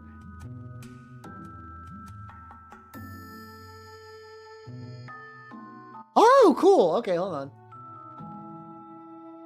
All right, this produces the YouTube music links, but it's functionally close. Okay, so that's cool. I can actually, that was always the drawback that like I didn't know a good way around for the switching to YouTube music for my stuff, because I used to manually do like a really weird shitty clip for the audio playing in the corner, but I have since updated to technology.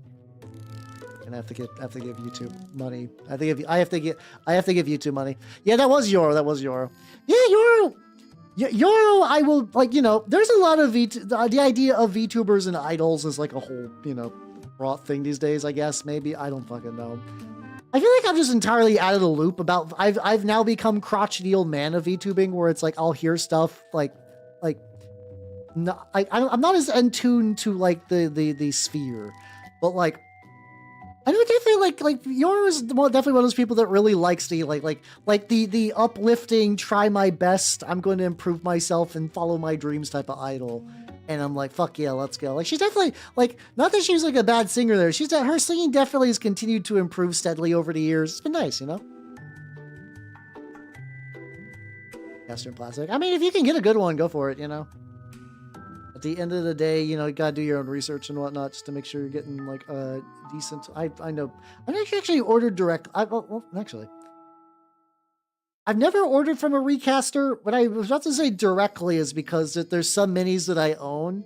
So, like, I inherited a bunch of Forge World stuff, Forge World, Horse Heresy First Edition stuff.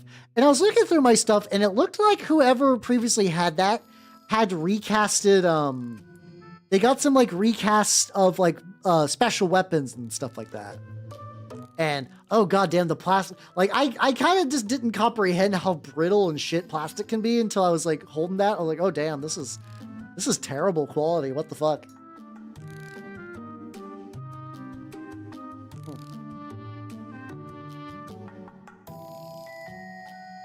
Oh, also I gotta get inside all their mouths too.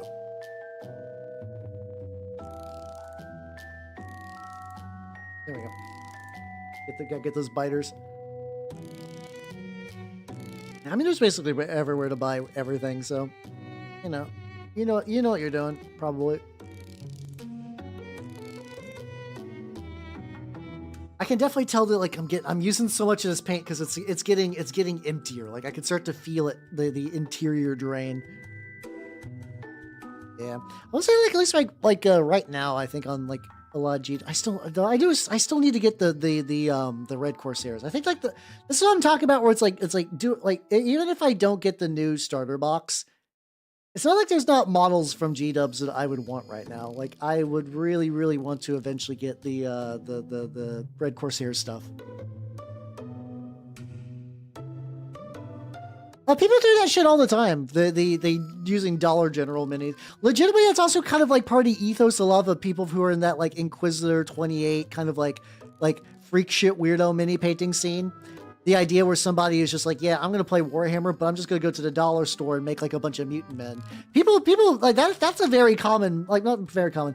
That is a mindset and play style and like artistic style, which I'll be pretentious enough to say that does exist. There are people that are like, there are like people that are like, I like orcs. I want to make an orc army where other than like the boys, every vehicle, mounts, whatever, is just like garbage or things from the dollar store. And people do that shit and they have a fun time. Now, if you're talking about making a game explicitly for that, could be a thing. That could definitely be a thing, but you would also need to find someone you could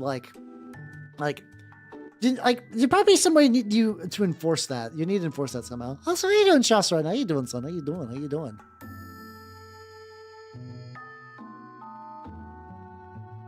Let's see. But yeah. So yeah, people do that shit all the time. It's not that weird. It's really not that weird. How you doing, Chucker? How you doing? How you doing? Fair. I mean, I have to imagine that there's a lot of orc vehicles in the past were made out of toys, and they still are made of toys sometimes. It goes back to the like, are you gonna let GW like dictate your fun? Like if you're like, boy, I wish I could like have like a fun custom orc vehicle. Like yeah, do it. Gorka Morka is kind of I've looked at the rules for Gorka Morka very briefly like a million years ago.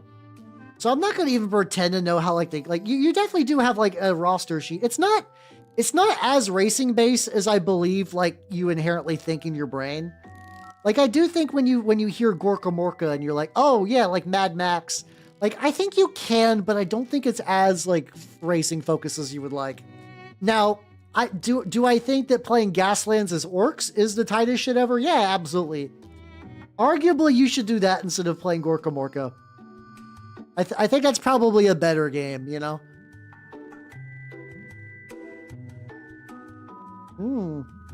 See, that's an interesting idea. It's tricky though, because inherently magic cards are such a weird thing where it's like, there's just like a weird intrinsic value to them. Where wargaming, technically, like, the price is for the models, and technically you could argue that like, yeah, if you're playing like a game that's like, we made these cool new broken models, you should buy them so you don't suck.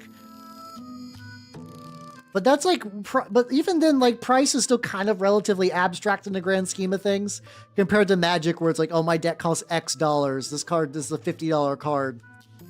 Because like usually for Warhammer, it's more like, damn, why is this one plastic character like $40? This is a ripoff. They handle money differently. So I don't know what like a peasant war game would be. Unless you just wanted to do one where it's like, yeah, you have to use them all, like all arts and crafts or stuff you bought like in the used bin or the dollar store or something like that, you know? So I don't know exactly how the peasant thing would work. I'd be curious to see though. Like I don't hate the idea from like a very abstract sense. I'm just curious what the implementation would actually be. Again, I'm gonna the heads. Fuck off huge tail is kind of a problem, guys. Maybe having a fuck off huge tail on my big ass bird was a mistake. It's fine though. Player paint up entire arm, maybe various shades of gray, so they look like. That's pretty legit. Yeah. I do every now and then enjoy a gimmick army like that. So what I would love to see from that person though is to like really commit to the bit is like also doing the terrain. Because you know the idea of like, oh, I'm feeling like lazy, lol, I'm gonna do a meme scheme. That's real. Like that happens a decent amount, but I would love to see them be like, no, this is an artistic decision. I'm going like full ass in. He goes, hey, let's go, let's go, let's go. Yeah, I can definitely tell that I am realizing that, like, so, like, the Blight Kings have fully dried. And I might have went either, like, a little too hard, or, like, maybe I definitely need to, like, touch them up further. Enamels are very cool, though. Oh, so wait.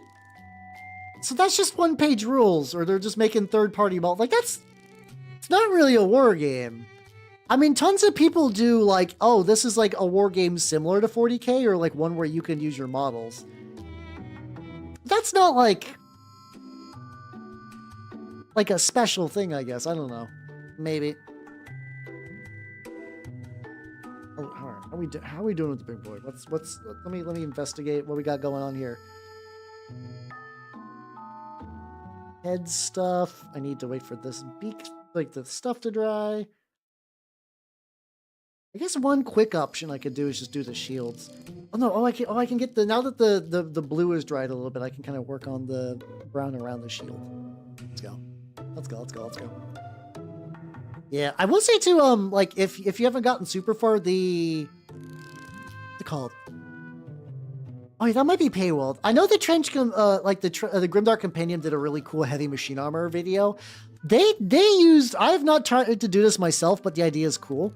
Of using crackle paint directly on the armor as a way to kind of add like really kind of like gunked up paint damage.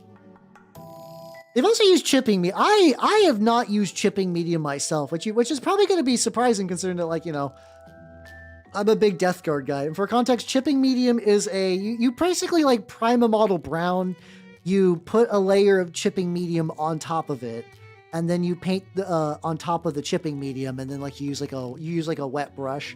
I know it's one of those things that can look really good, but also if you fuck up, it looks like really, really, really fucked up. I would love to try it on something that's like really low stakes one of these days, like maybe like an old rhino or something. Old rhino go. Oh, I put it off the side. I keep forgetting that I just have like rhinos in my house. I went and scoured online because like I bought a rhino really cheap because it had like missing treads, and I ended up last night doing a little bit of 3D printing digging, and I found some replacement treads for those rhinos. I'm like, oh, there we go. Yeah, I think you do basically have to apply it with an airbrush, or it gets like real fucked up. To what degree of fucked up, I don't know, but I have what's it called? But I've heard it can get a little buck wild.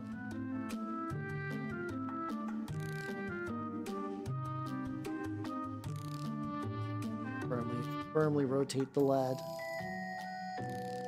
Things I could do. Metal. So I was thinking I could do like a dark metal on like the shields. Actually, this could be. Ironically, these are just going to be the blue that I'm thinking about doing. Yeah, because like I think if I do the roundy bits as tarnished copper, these is flat metal. I eventually need to get my my local friends have been adding the shields of each other's armies to their big flappy fuck, and I want to do that as well. Hey, it's all good, it's all good. I'm definitely gonna be continuing to paint for a solid. Yeah, there we go. Like at least like 2.5 hours ish, roughly. There's still plenty of time, so you're all good. You're all good. There we go. Yeah, get your dinner. But yeah, no, I have not fucked directly with chipping medium myself. It does seem cool though. How you doing, bird mauls? Hey, look, a bird maul, and a bird maul, and a bird maul, and a not a bird. You got a lot of bird mauls here though. So it's a unit. So in mechanical terms for Turnip28, you have your cult, which is what sort of determines like what special rules and special. It's basically, if you know 40K, it's like your detachment kind of dealio. And in Turnip, there is one called like the AV's Angry Aviary or something like that, where you can run the Screech Wyrm, aka the big chicken. Its big special rules are that it takes the place of 2 units instead of 1. In your army, and then also it just periodically snacks on your other ones. How you doing, Doom Guy? Yeah, It's a cool model. It is like I keep enjoying. I'm like, ooh, this model's sick, and I need it. And I'm like, oh yeah, this is like very awkward to paint on stream just because it's just the inherent bulk. But you know that's fine. I'll make it. I'll make it real. Hey, how you doing, Doom Guy? How you doing? How you doing? I'm working on the big lad and having me a real jolly fucking time.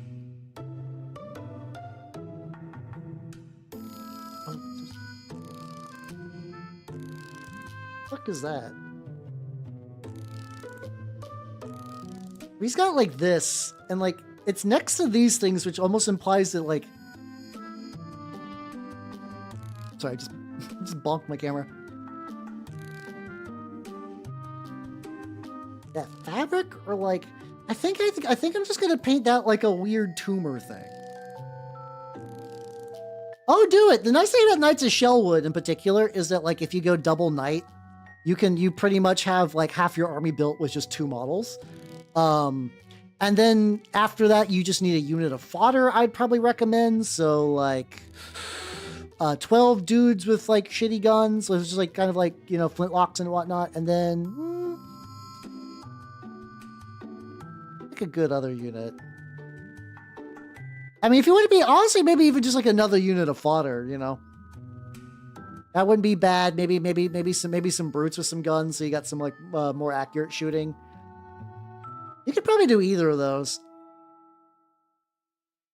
So yeah, it's pretty fun. There used to be somebody near me who would play that as an army, and they have not done that in a while, which makes me sad because it's really, for context, the Knights of Shellwood's entire thing is that they're really slow.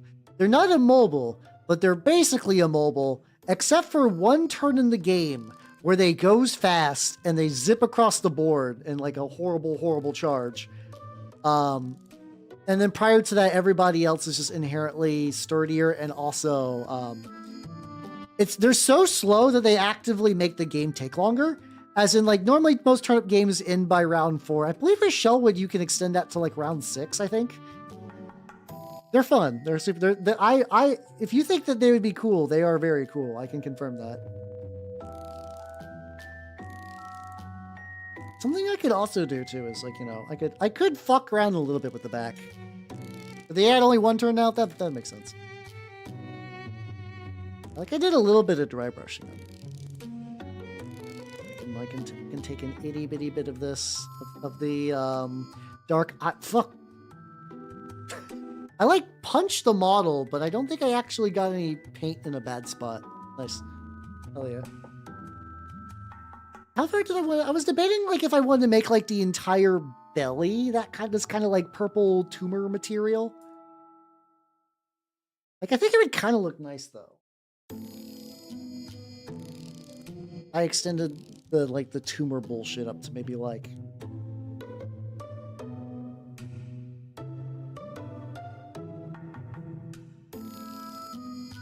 I'll definitely like smooth it out later. This is like a very something like that maybe. Whoa. Balls are stored in the balls. I just keep looking at that comment. I'm like, it's not even like a hell yeah, brother. It's more like, very true. It's so true. Blaze medium and get like a little bit of smoothing on some of the weird flesh bullshit in the back.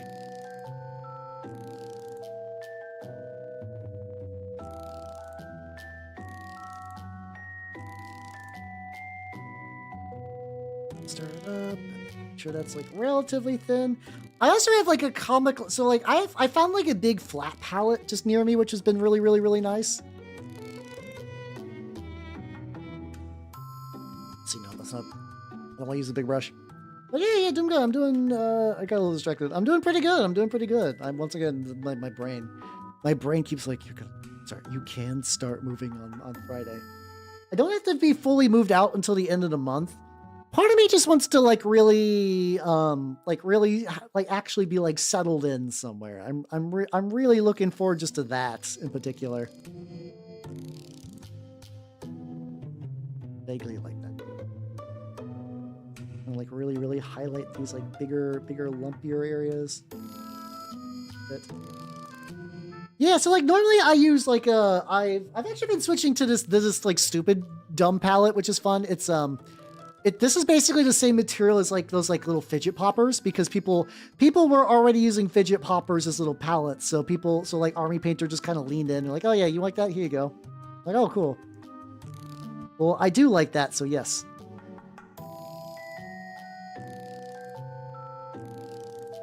See, I'm just right now trying to like go back and maybe hit up some of these raised areas to kind of get it a little. I'm also thinking too, once the wash kind of gets in, it's going to kind of like really like ease the brightness on a lot of these. So I'm not super worried about maybe getting like a little too whatever. I mean, all the starting to disagree. Hey, let's go. There's a lot of cool nerds in there. Hell yeah. Also that means you can watch our terrible movies. Last week we watched The Legend of Chun-Li, and that was certainly a film. I love describing things as like film-shaped objects. I don't remember where I exactly picked like the X-shaped object like categorization before, but it really works for me personally. It just feels right in like so many instances.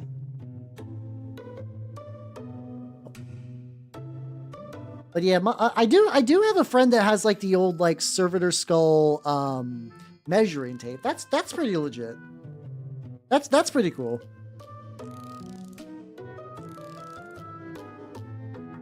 Here maybe. Kind of weird. I use like the same paint for both of these, but for some reason this one came out a lot splotchier, and I don't know exactly what the. Like, I'm not doing that thing where I get like a little bit on there and I kind of just like use another brush to kind of wipe it off. At least not at this stage. At least not at this stage. I guess I could always. There is like a highlighting technique where you get like a really bright top highlight. Like it's like you do that and then you eventually go back with like a darker tone and kind of like actually do like the full blending in. That might be the way to go on this big boy, because he is just like so like ungodly huge. Like, this is such a large fucker. I do that.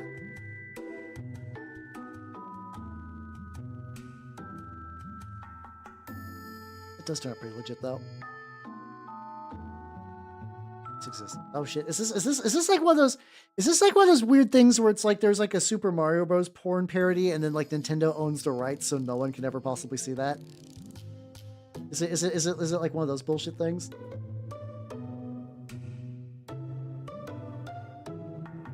Hey guys, this is the best angle. So I'm painting the lumps under the wing. And it's the angles on this are amazing. Oh, I can do it like that. There we go.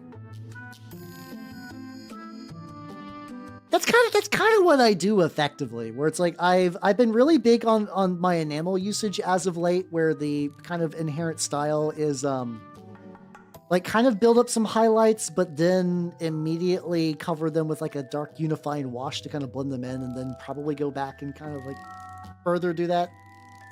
So I'm also using like a material, like I'm using like a paint medium that kind of slows down drying time a little bit, which sometimes has been good for this and sometimes it hasn't. Like it's a very finicky, it's like a very finicky kind of what's it called?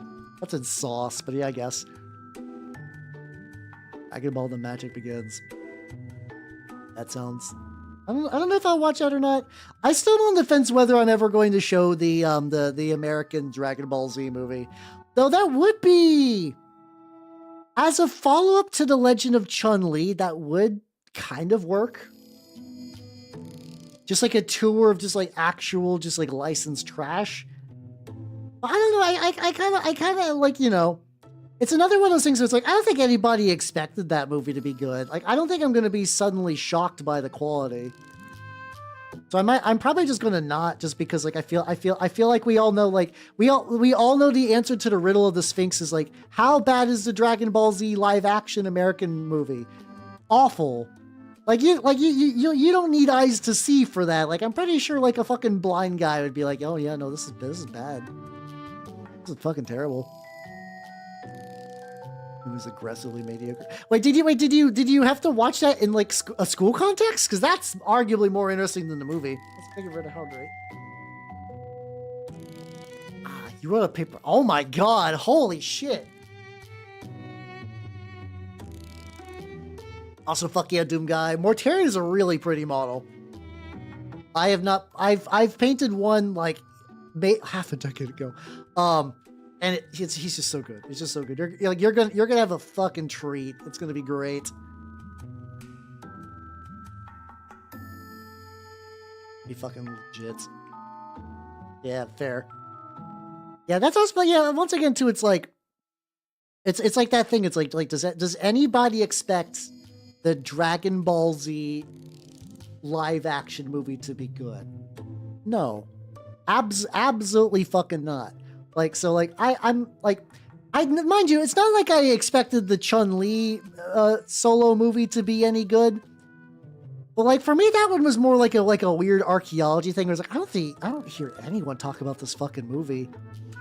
It's so sad though, because like the lady who plays Chun-Li once again is Lana from Smallville. And like that's fine enough. Like that's whatever, but that's still like pretty high up on her Wikipedia page. I'm like, you've had to, like, I understand that you are a TV actor and who just happened to get like a very strange licensed movie starring role. But like, if that's it, if those are the only two things in your acting career that's like kind of like near the top, it's like you gotta do something about that. I don't know what you do. I don't like if that is your life. I don't know what the solution is. Better agent, edit your own Wikipedia page. I don't know. Like genuinely. But yeah, I'm thinking what we do. It really do be like that. Like it's like. What's always just kind of fascinating is like when you just see like oh, this person was like supposed to be a star, but the movie was bad. Like I don't have like an exact example of that off the top of my head, but like that's like a common enough occurrence where they're like, oh yeah, this is gonna like really take off, and it's like the movie's just fucking awful. I did try to look at that. The tricky thing about Bahubali is like maybe you could find me an English thing. I like subtitles. I like foreign films. The tricky thing is I understand inherently a lot of people watch movie night as like a second monitor thing. Are there subtitles for that version? If there are subtitles for that version, I would strongly consider it. I was actually for some reason did not. Oh shit! Link me that later. That legitimately might be a fun palate cleanser.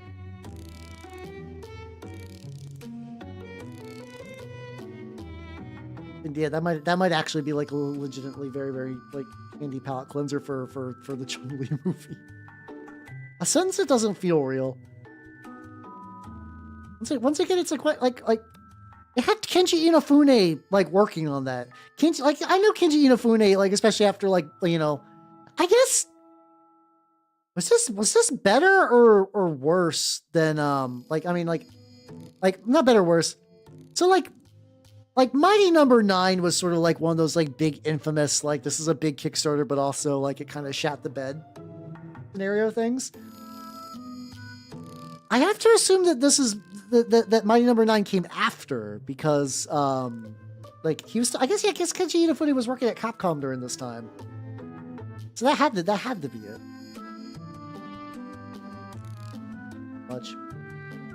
Wait, that's why I got Sponge. I'm talking about. It's like I'm using this like glaze mix, and sometimes it works. Like sometimes it like gets like a very nice kind of consistency. It also part of it also might be because I'm using this on a wet palette. Actually, I actually do wonder if that might be part of the issue. Is it like doing it on a wet palette is a bit rough?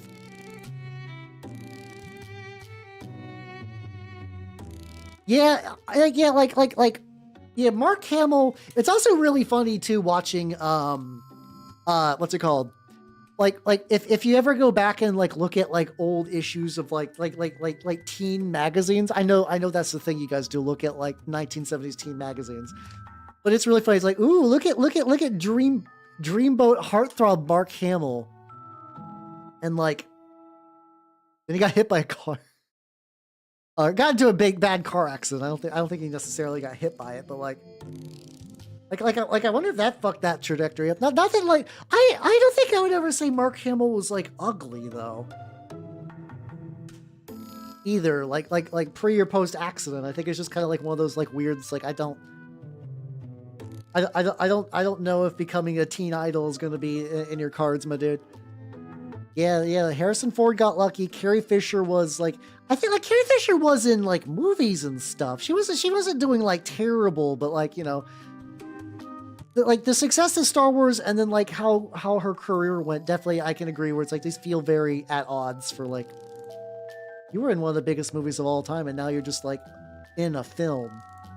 And to a certain degree, I mean, you are like, if you are just like an actor, yeah, that's just, you just be in a film sometimes, you know? Oh yeah, definitely. That was definitely when like prior to that, it was like Kenji Inafune. It's him, the Mega Man guy. And people were like, and then after Might Number 9, they're like, I don't know what was going on there.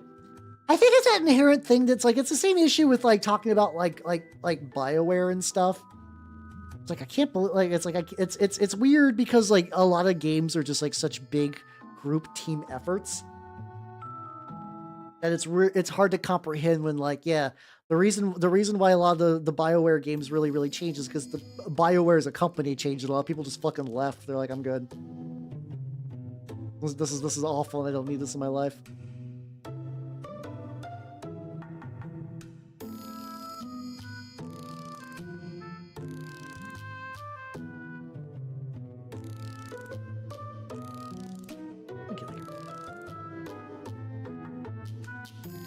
Maybe I'm just... I think this is... It's tricky because this is effectively glazing almost like a white. I think I just really need to be aggressive with how much I remove.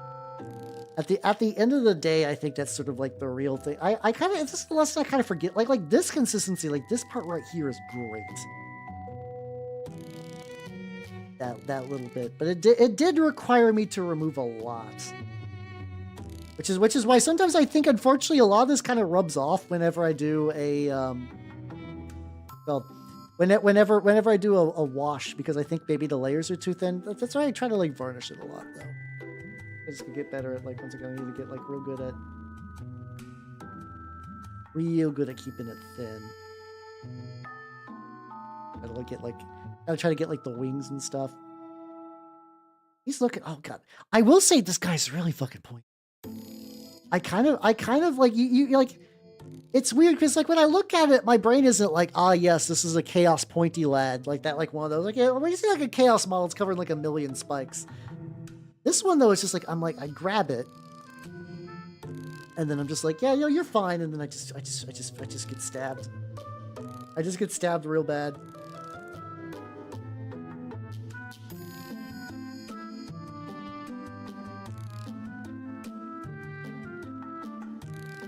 A lot of it sometimes is just like the amount of water too. Like if I go too thin, if I go like too thin, sometimes like the water, even if I try to drain a lot of it onto my... Something that I do want to try. I've seen some professional painters really swear by using effectively there's like a specific, this is gonna sound really stupid. There's a very specific type of paper towel that's like for like car mechanics.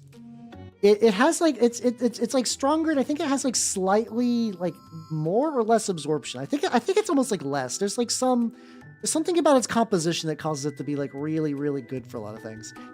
Not quite like a microfiber cloth, though some people do that as well.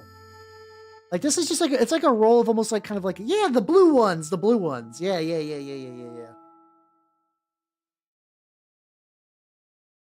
I know like Vinci V swears by those. I've not like, I see every now and then, like I'll remember them. I'll be in like Home Depot and I'll be like, oh yeah, you're a real thing. It's tricky though, because I never actually like pick any up. Maybe I should. Oops. Come on. Maybe it's so splotchy. Second one, that's fine. I think I have to imagine we could probably watch Bahubali 1 and probably because I could also just use like one of my Huh. That actually kind of works. Hold on.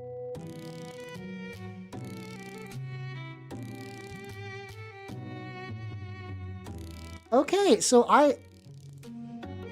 makeup sponge does remove a lot of excess water when I do that. I can just kind of dip it on there. Weird. Okay, so it's like 2.5 hours. That is like, mind you, that's not the worst length. I don't think I have like a set like this is the movie night like official length. Like if it's too long, then it's too long. I don't think that's ever been real, so that should be fine. Like here's the question though. Is it like officially on YouTube? Is this like an officially on YouTube thing, or is this more like like somebody put it up in like 2007 and like nobody is just checking in? Because I'm gonna be real. Sometimes movie night movies come from people like that. They're like, hey, I like this movie. When I was young, no one gives a fuck. Here you go. Like, oh, okay.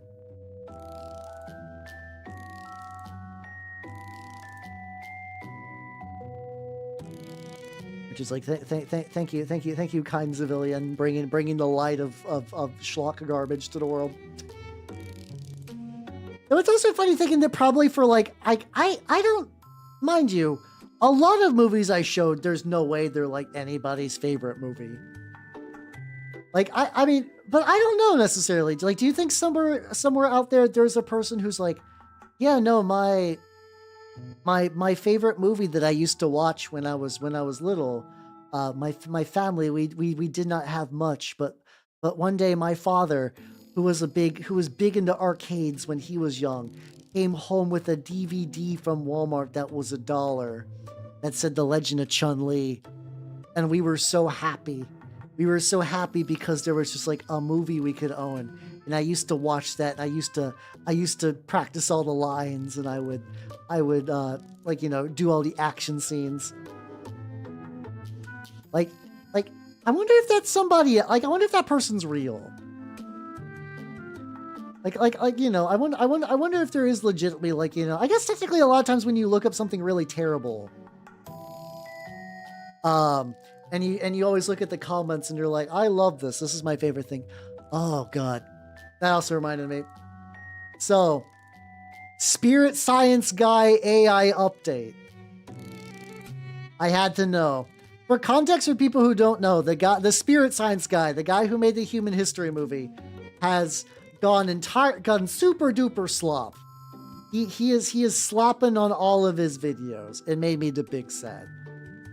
So I had to look up his video where he justifies the like yeah, I'm using AI now. He didn't do the thing where he was like, oh, AI is actually the birth of like a new galactic consciousness or whatever. But he basically did like a really cold like, hey, I'm a really busy guy these days. I wouldn't be able to make as much if it wasn't for this. And sometimes the effects are cool. That was his take. And I was like, and he was like, yeah, these hand-drawn things, it used to take me a while, but like, you know, now I can release daily videos again. There's also like, this is a weird thing that I keep running into with him. So like, initially he was already just kind of like the weirdo new age, like crystals and healing. And like that, you know, that was kind of like that's a very specific person archetype. And I understood. And I'm like, okay, you are a specific person. You're not, this is not like a unique thing. But he started, like, he did a video on Gurren Lagann. And I was like, what the fuck?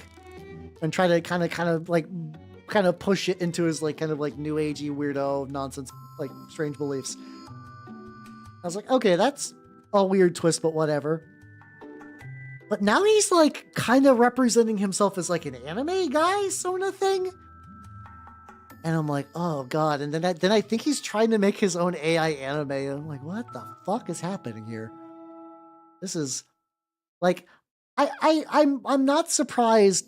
Yeah. Oh God. Yeah. Let me see if I can find.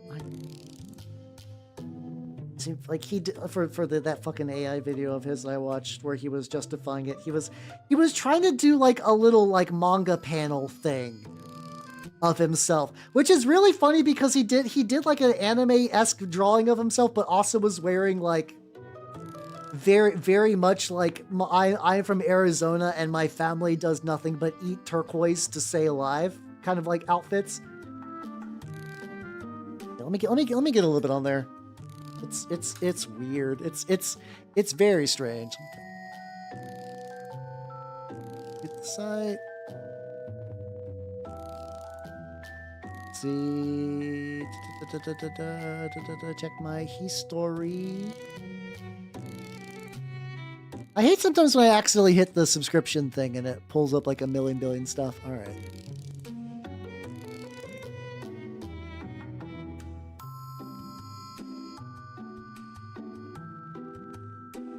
I can find his like his anime Sona man.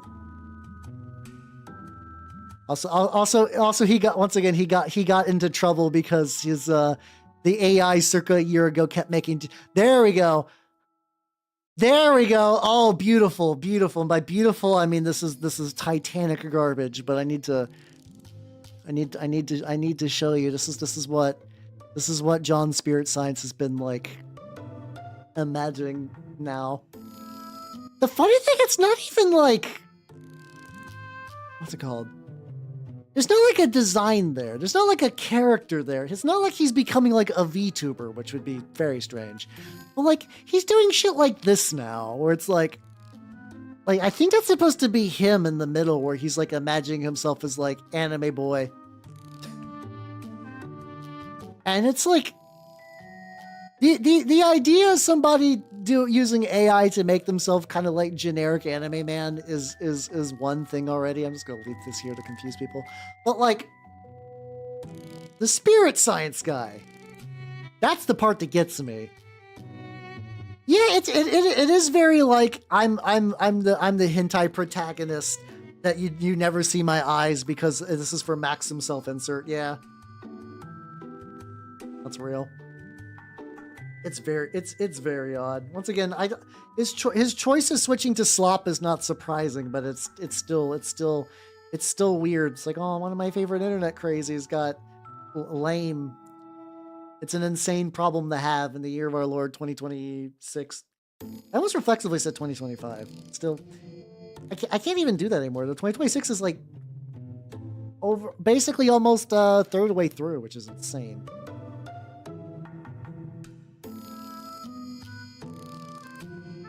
Yeah, he got hit by a truck and reincarnated as generic guy.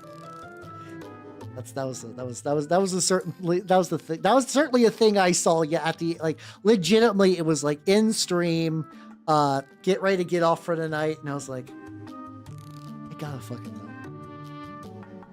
It's like I gotta fucking know. I gotta know what his fucking deal is.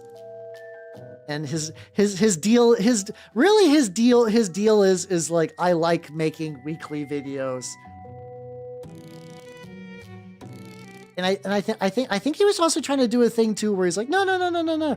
I'm still doing like hand-drawn stuff, but I'm supplementing it with cool AI stuff. Oh yeah, I was about to say the whole reason I got to this point is that like, and I don't think he made the wrong choice because his audience is like the people that actually support him and stuff are like, they're like, it's all about the information, brother. You gotta get the info about the star people out there, brother.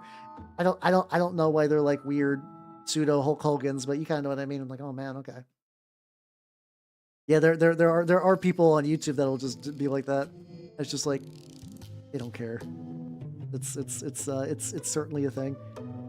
Oh, I gotta get into this like whole side boots. I could use a bigger brush for that, actually. It does seem like his stuff is doing worse, though, which brings me a little bit of joy. That's the wrong color. Maybe it's also possible that maybe I'm going a little too immediately bright with this. I could maybe mix a little bit of the other color in there to kind of like tamp it down just a smidge. Oh no, that's okay. Fuck. Two.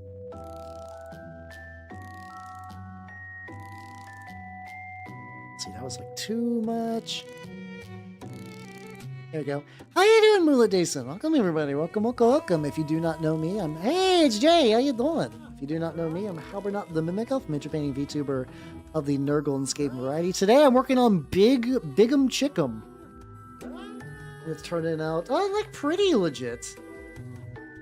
I'm having like an interesting little time getting like a good feel on this. Getting a good feel on like some of the colors I'm using.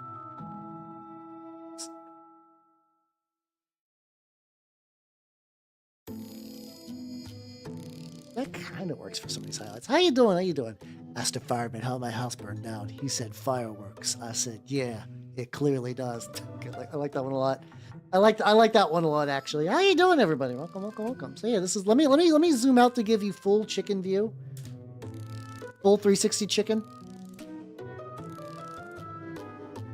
So far, it is coming along. It is a big fuck off lad with a lot of details. So I am. Oh boy, there's a lot down here too as well. I'm also wondering how much of this is just going to be also just kind of handled a little bit by gore stuff. So this might not be too bad. I can test that because I have this like plum color. Like plum color. Let's see what the plum kind of looks like if I like just get like very specific like highlighty bits like on the grundle with it. 5 laughing weirdos out of 5, hell yeah. I kind of forget that Death Guard guy is one of those like, well, on a whim I decide just to take a G-dubs model and make it into an emote. It's funny because like a lot of them are just like weird grinning laugh man, but there's like something magical about that. Like they still all have like different niches. Yeah. How you doing for me? Yeah, on the grundle. The grundle. There we go. Something like that generally works. It looks like I'm getting like a look. I guess it's also gonna see how it looks on the. Normally this is like this part was like the way I built this out. There was a lot of using. I was using like the torso was mostly made of like aluminum foil, PVA glue, and sprue goo. Sprue goo was kind of like really nice. That like I was working on this. I'm like, this is like reasonably okay looking. Like as far as like from the building stages, I'm like it's missing like a certain sauce, and really that certain sauce in particular was just like sprue goo to kind of unify the textures and whatnot. Which was definitely really nice. Though I do think for the most part that this is going to be pretty eventually covered over by maybe some like flesh effects stuff. So like, who knows? This might be a little wasty, but that's also fine. It also does not take much of the stage to like hit some of the raised areas with it. I also have not worked on the base at all. I have the base. It uses the same base as the Great Unclean one, and I did get this ages ago. I used to buy my bases on eBay because I liked them not being 3D printed, and now I keep accidentally getting 3D printed bases on eBay. But you know, it's fine. It's got a divot for magnets. This is a big fuck off base. It's still gonna have like crazy overhang though. Like it's gonna have crazy overhang and hit something like this. I'm probably also gonna try to inherently build like a ramp to it to like lean on this back foot, so it's got like a bit of a raised area. That's gonna be like a future problem thing for sure. Because I also might need to find somebody to weigh that fucker down. Like I think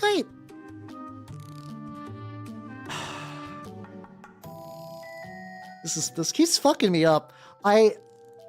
I'm like, you know, I'm not going to need X material. I don't need X thing, you know, like, so I can get that out of the way and pack it up. I've done that for some Star Wars minis, and now I'm realizing that I'm fairly certain all of my washers have been packed. I think I took all of my washers and packed them, and like a couple of washers to weigh this bad boy down. Oh yeah, by the way, Raiders, if you know anything about spirit science, the guy is using AI and making himself an anime boy. It's depressing. I'm gonna leave him here as a grim omen. Some ogre bits. You going ogre board. Hell yeah, let's go. What you using for turnip, or just like just feeling some ogres? Ogres do feel like one of those armies that would be kind of fun. Like every now and then, like a bunch of ogre stuff just kind of like shows up at my LGS. And I'm not gonna lie, I'm not gonna lie. The allure of like, that boy with cannon, that boys with cannons, that would be fun. Yeah, I know, right? Does that? Oh yeah, you were here for the context. Yeah. It's still Buck Wild. Still. This is still the guy who, by sheer like surprise, did a video about astral projecting and ended it with him basically making a homemade AMV of Fireflies, the song, in his little dinky video about astral projecting. That was like, and now he makes slop. Now he makes slop all day, and I hate it. What's it called? Oh, for the spirit science stuff? Okay. There is a guy, he's been, it actually is kind of wild because he's like, yeah, I've been doing videos for 14 years. I'm like, oh God, it has been 14 years. He was sort of like one of those, he's kind of one of those like new age weirdos, who's kind of like, oh yes, aliens are here to align our chakras. And also, what's it called? The Egyptian god Thoth told me all this himself. And, wait, he didn't make it? So that's interesting. So I kind of always assumed that like he was drawing those. I do wonder if maybe he just like has an artist that he's been paying for all these years. I guess that would kind of make sense. I mean, like makes sense into like you're one of these kind of weirdos. Like how do you kind of bootstrap a channel like this? And the answer is hire someone. And it legitimately might be like, I've been paying this guy for 14 years and like, he wants like wages and rights, but I can use AI to make a moving Jesus video. And then, my audience also doesn't care anymore. So I can just kind of do whatever. Oh, wait, it was an adoptable? Oh God, can you imagine making an adoptable and somebody's like decides to you're making like fucking like Little Big Planet adoptable OCs, and some chucklefuck takes one and uses it to make spirit science. Is that what I'm hearing? How you doing, Tronic? How you doing? I need to bring the fridge back. I need to find a better way to do. I probably want to do is move the fridge to the BRB screen. I know the giant borzoi is cool, but like, I think that would be a good place for the fridge. It'll come back. It'll come back. I honestly need to evaluate a lot of stuff. Okay, he did buy it. Okay, that's. It's also weird though because it is just like a sock puppet. Like, did you need to like would it have been that hard to make one yourself? I don't know. How you doing, Tronic? How you doing? But yeah, he made the best thing he's ever made, I think. And this is not like a controversy. This is like the thing he got famous on. It's called the Human History Movie. It is an 1.5-hour movie trying to explain the history of humanity as a species. And what's the best way? What's the most delicate way I can say this? The movie is so crazy that at one point he says that Jews came to the past from the future to give like civilization a redo, and they taught everybody cool space magic stuff. That's not even like top 10 craziest things he says in there. He says shit like that all the time. Arguably in that moment, that was the nicest anyone who has those kind of like weird, crazy new age beliefs would say about like Jewish people, which is interesting. I don't know if he's changed stances since, but at the time I was like, oh, that's a lot to unpack in here. Custodes Blades and bring Obsidian texture. Do it. So like for stuff like that, like it's I do understand that it's like you want to run the idea by me, but like if you think it's cool, go for it. Like legitimately just go for it. Follow your heart. And then also, as with all things, it comes down to execution too, yeah? Yeah. And there's also like the idea that like as a species, he says some shit where it's like at one point in the past, humans in the city, like in Lemuria, you know, he's one of those Lemurian people, the lost continent kind of things, where he's like, oh yeah, we used to be like, we have the species maturity of like an 8-year-old girl, but then the Martians came and then they were trying to make us a male species, and they had destroyed the surface of Mars through like using weird Martian chakra tech, stuff like that. There's one page to describe details that would require a book by themselves. Then there's another page after that. Sounds like that kind of movie. Legitimately, yeah. I was, once again, that's another one. I was like, where's the pun? It's unrelenting crazy, basically from like front to back for the human history movie. And the whole time, like the whole time, like basically every time I've ever watched it, my reaction is just like, yeah, sure, buddy. Whatever. All right. Like it's like I'm sure somebody actually watched that and they're like, oh my God, you're right. Everything I've ever known is a lie. Which is, you know, he does seminars and stuff. So it's also like legitimately for people who do not have eyes to see how crazy it is. Unfortunately, some people probably do like kind of like fall into like effectively a soft cult. It was, I found out when I was younger and I was just like, I think that was like my first taste of that kind of crazy. And like since then I have grown like very accustomed to that kind of crazy. But like prior to that, it was like that idea of that level of crazy was new, you know? Like at one point, oh fuck, I think it's ad break time again. Hold on. BRB. I tried to mute it, I forgot.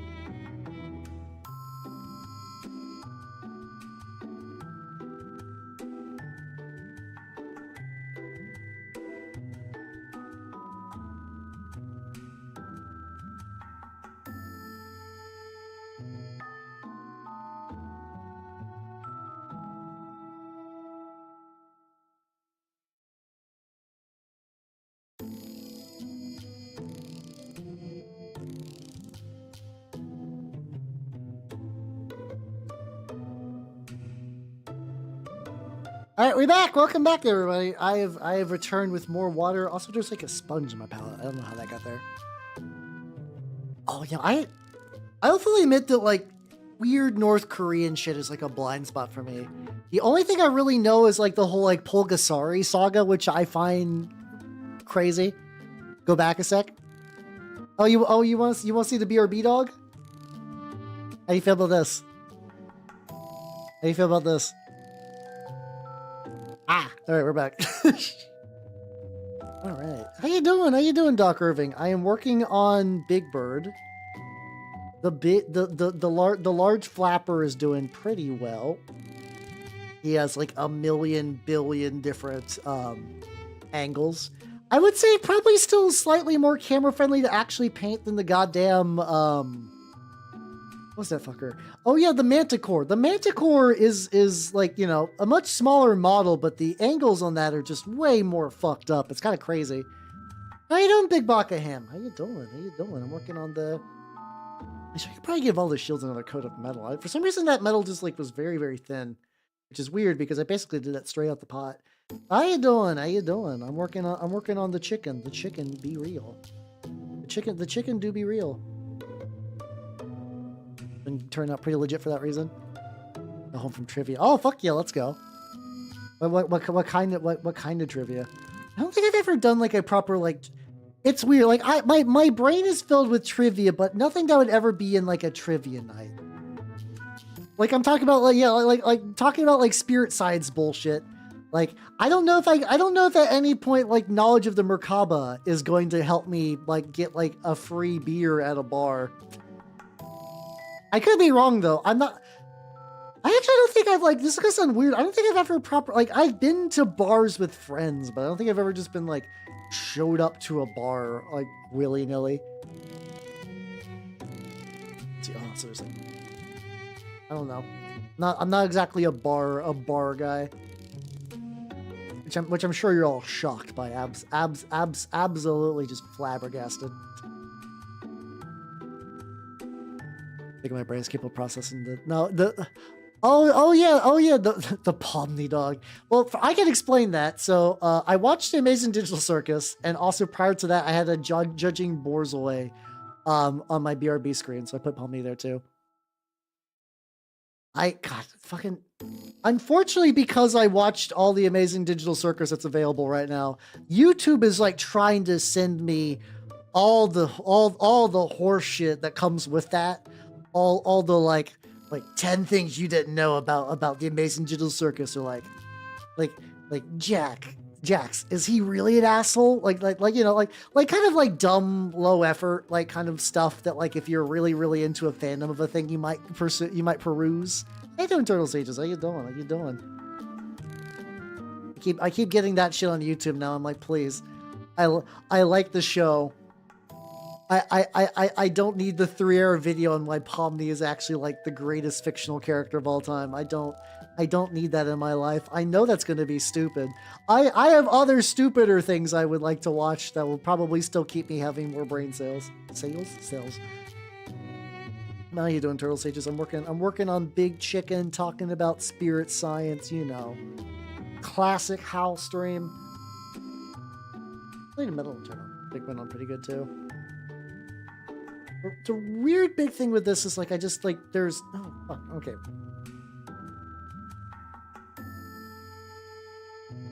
There we go. I was looking for the fucking dark green brown, which I'm gonna have to use to like repair a little bit. Like that could also be the ploy too, for like just like a quick little goofy little test. Also could be that like every time I use that like Joe Sonia's magic mix, I just set myself up for disappointment. That could be it. Because like what I could also be doing is just like so I get like the highlights and kind of like blend it back down with this a little bit. Kind of like bring it actually.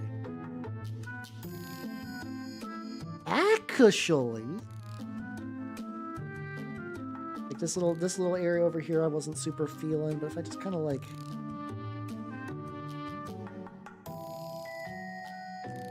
okay, that little bit probably have to do that.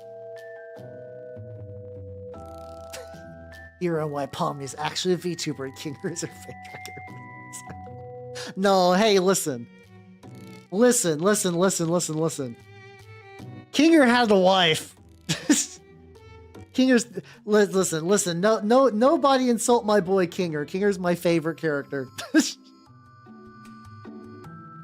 Yeah. But where am I going with this? Sorry, my brain shut down because of that statement. This does kind of work though. I can't actually do pretty heavily light and then kind of blend it back down a little bit. It's kind of helping me a little bit deal with some of these where some of the color is a little bit too stark. The embracing digital circumcision.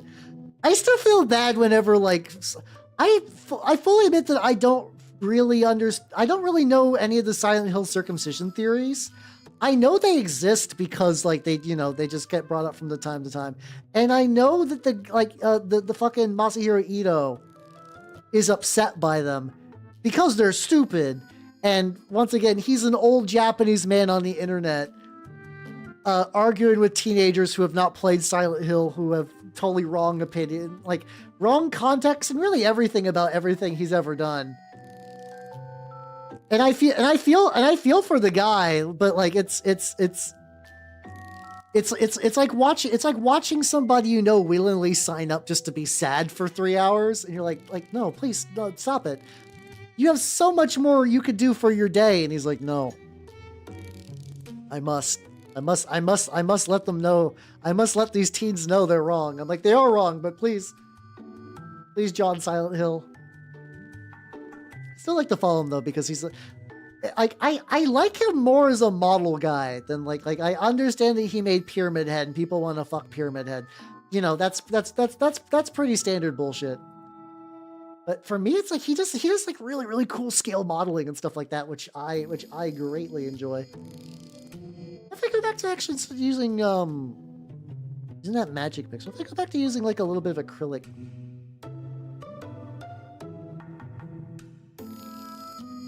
Maybe that's the way. Yeah. It's to be fair, it's he's been on the internet for a while, but it's something that it takes you becoming an internet person to really realize that. It's so easy that if you're not acclimatized to the way certain people online think, where you're like, oh no, they're just misinformed, Oh, I know there's a bunch of goose work, glitch stuff where it's there's the it's Gaslight, whatever the fuck, and Jimmy does a thing. Well, I see them. Or do you talking about his the acid buffer zone stuff? Oh yeah, well sure, we're talking about that. Oh yeah. Whereas I can tell that's mostly just him doing art book stuff, which is a shame because I would love. I think sometimes he does little custom kits for those, and he also does some Machine Krieger things and that with basically the same concept, and it's really, really cool. Machine Krieger stuff is really, really neat in general, but if you don't live in Japan, it's one of those things that's $1 billion to actually get a hold of, which makes me the big sad.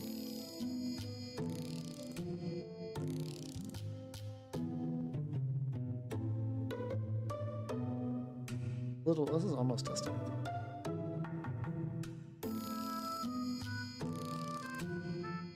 Yeah, I guess if I'm gonna, let me also zoom in a little bit too, to kind of show you what I'm doing. It looks really fucking weird and gross from this angle, but yippee, that's fun. You get this medium. I would love his art. I would love an art book from him. I kind of wish I had more art books. They're one of those things that every now and then I'll see them and I'm these are really, really cool. But I don't quite have the scratch for them. I think the last art book I bought was at MagFest, and that's just because they had a Howl's Moving Castle art book, and I was like, oh, I do like Howl's Moving Castle a lot. It's been a while since I've watched any Ghibli movie, but last time I was thinking about it, I think Howl's Moving Castle was my favorite, not just because Howl sounds a lot like Howl, but it was very much that sort of what's it called? No, the background books I would have liked to. It was a long line of things that I would have liked but came out during a period of my life where I think when that came out was sort of like when I was like, oh yeah, the new HAL model is going to become a thing, and soon. So I need to like not buy anything else in the meantime. It is still it's not like a full new model. It's a new outfit, but like there's also some other like kind of cool design stuff. Like that is going to be very much a thing, but like the timeline on that has kind of stretched back. I did see that Stupa was like taking requests for like potential rigging, which is neat. I wanted to sign up for that, and I still probably will, but I think she was like, yeah, I need like this is like, you know, ideally if you apply for this, you should already have the line art, and I don't wanna be like, well, I got chosen from the queue, but I got no line art. You're done. I got no art done. Ha ha ha. I don't quite want to do that. I don't want to be that guy. No, it would be really, really cool if she did rigging though, because, you know, very, very good arts. Also she can rig dudes really well. But yeah, if you get those books, I do have some of the other books from the same person though, the John Hodgkin stuff. It did like I got like their generic like sci-fi and fantasy bundle a while ago, and they do look really good. It is a really good looking like backdrop sort of dealio. The line art? So I mean the art I got is from Nazunamama, which is technically I think the price is like I think altogether probably gonna cost me roughly around like 500 and some change, and I've already paid off half of it. It's just waiting for the other half to come in when that's done. I'm basically going to be doing Nazunamama art, and then maybe Stupa rigging, maybe. It's an option that I've looked into. I'm not gonna really make any promises there. This is more like, oh, I saw that she was open, and I am sort of in the market. So that's sort of the plan there.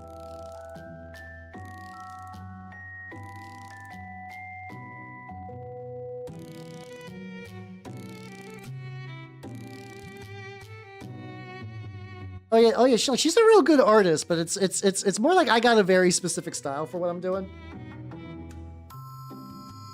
But yeah. I do think as someone who rigs, that she's a real good choice though, just because, you know, so someone who can rig dudes is already like a kind of a rarity. So like I'll definitely take that. I'll try. Yeah, I think I'm just gonna continue to practice on the guts, not the guts, on the tail and whatnot. Maybe I should check with that stream out more. It's tricky because like maybe stream when I stream. I have no idea. I've definitely kind of fallen out on like keeping track of when people do stuff, and now I just kind of watch streams arbitrarily, which is, you know, that's fun. Let me zoom out the Grundle a little bit. Streaming in. Okay, there we go. Maybe I'll have to pop in for a raid then, maybe next Sunday, assuming I remember. Also need to figure out the Blight Kings aren't done, so like there we go. They got pretty close. I need to like really build up the skin color and bring up some highlights and stuff like that. I mean, to be fair, that would not be the first time I've had jiggle physics. I remember for my very first artist, to this day, I could not tell you if it was intentional or not, but there was definitely like swinging bulge physics whenever I moved my pants. And I was like, like, it's like, I didn't ask for that. I don't hate it or anything. I was just kind of like, huh, I have that now, I guess. Okay. Like I didn't even notice until people on stream were like, damn how.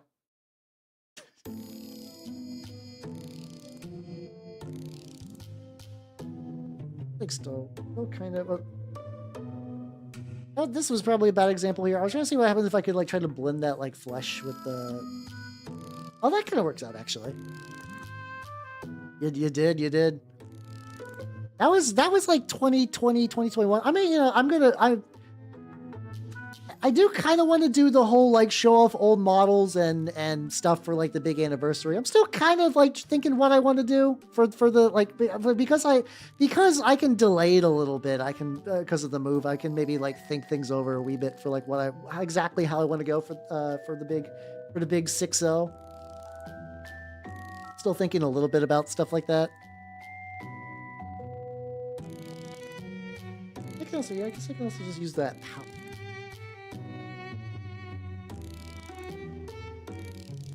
This is really weird because I mixed a brown color. I mixed a brown color into this, and somehow it almost feels like the yellow is brighter than the whites. I'm trying to process how that works. Like I'm trying to figure out how that's actually real. Feels weird. I guess I could always sort of just like build back up to it too. I guess I could always kind of like hit up like I could take the areas that are like are especially pale and just kind of go back and like maybe hit them up like a little bit of white later. If there's a death jack in my pants, I'm gonna be in danger. Like myself will be in danger. Those fuckers be sharp. Okay, this is kind of nice though. So like once again, like the reason I'm trying this out a little bit is I'm very much been over the years been sort of doing that like. Start with a dark color, build up highlights. But a lot of like really professional painters do the thing where you do like maybe like the base shade and then you do like a really high highlight shade. And then you kind of just like blend your way back to that. You just kind of like, you know, it's like there'll be like a pretty like stark transition and then you just sort of like hit it up with like an in-between color of the two directions you want to go. Or even just kind of like even go over like just like hit this up extra thin. It's like you keep a lot of the brightness of there. What's this paint? Wait. Wait, no, it's not Cador Juggernaut. Hey, what? Also, Penumbra Skeletor, thank you for the follow and welcome to the workshop. That's actually the model that Minihow is painting is the first one I ever painted from Sir Nicholas, which I think is a really nice touch. Hi, Penumbra Skeletor. If you do not know me, I'm Halbernut the Mimic, miniature painting VTuber of the Nurgle variety, and today I am working on the big fuck off Turnip28 chicken. Also working on like blending stuff because this is definitely like a weakness of mine, like this level of kind of like blending stuff together. So I'm trying to get better at it and doing it like underneath the gooch where it's, you know, I can be safe to experiment. Hey, how you doing? But yeah, it's like I have the, it's funny, it's like I have the how many painted and mostly done, but I feel like I never did like a proper photo of it because I feel like I need to add like I need to wash that more. Ironically, I have made myself like not grimy enough for my own taste, which is really funny. There we go. Yeah. No, that's fair. I still also like I've been because like I've been sitting around looking at some of my what's it called? I've been thinking about my Legion of Everblight stuff lately. Like what do I want to do with that? I did put up I was doing a little bit of like testing around the what's it called? It was the army, not the army painter. The army forge for one-page rules. Specifically the Dark Elves. I'm like, well, I can actually kind of kludge together a Dark Elves list with what I got. I have to imagine it's fucking awful. But I can. I still kind of like the idea of making Thagrosh like Thagrosh 1 and 2 into what's it called? Into Daemon Princes. That might still be an idea I toy around with because conceptually that seems like it could be really, really funny.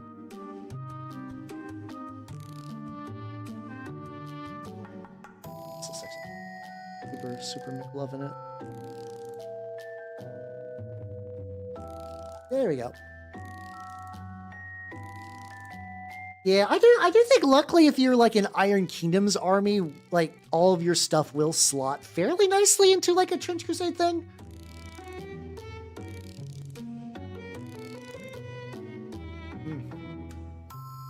Yeah, Winter Guard Papal States would make a lot of sense. Doom Reaver, like, do you also have any Doom Reavers too? Because I feel like Doom Reavers could be pretty spicy for like a heretic thing, sort of like weird heretic berserk unit. It's kind of like maybe like put them on big enough bases to run them as like anointed or something like that. I could see that being kind of fun.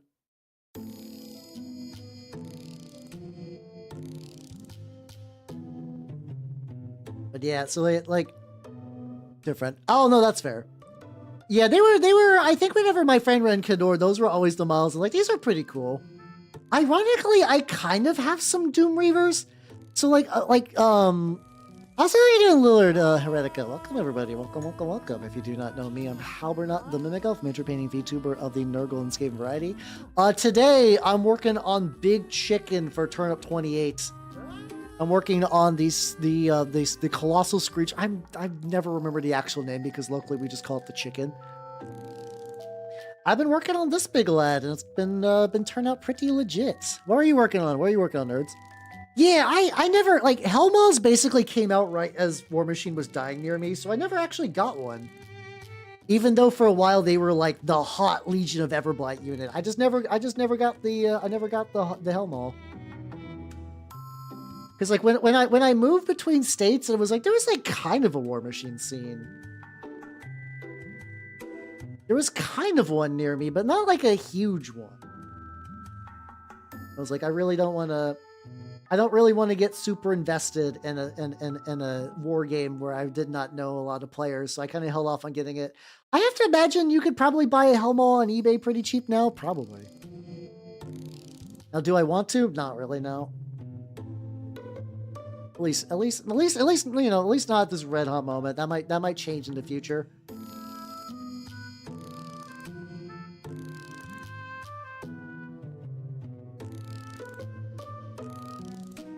Like this little blend is working. It is like highlighting the bright bit. It's kind of like continuously hit it up with this other shade. Okay. I think the tricky thing is I'm going to need to really figure out what to do with the for the brown bits. Like I did a decent job. I did like a really hack job, like priming. I guess I could use. Oh yeah, I guess I could just kind of mix in that original brown, just kind of like really like tan or whatever. Just kind of work it in there. You still for $70. I mean, that's painted though. Painted stuff usually, even if it's like not great, does kind of like it kind of affords a premium, even though like I think it's also not as likely to sell. It might legitimately just like it's also tricky because like. War Machine still has tournaments, and there are some people who still play prime factions for those. So, assuming that you can still run the Helmal in those factions, there's probably like a legitimate like quote unquote need for people to do that. Yeah, so it's either that or it's like, yeah, those are just like, you know, sometimes a war game does get so niche that there's not very many models of a particular type. Like even for like what's it called? Oh shit, hell yeah, let's go. I have not done a crusade yet. I mostly do like Trench Crusade and Turnip though. Those are more the crusade. Those are more the campaign games we play around here. But I do like me some 3rd edition 40k quite a bit. I do chaos because that's my jam. That's my jam. I'm a big fan of the Sons of Lorgar.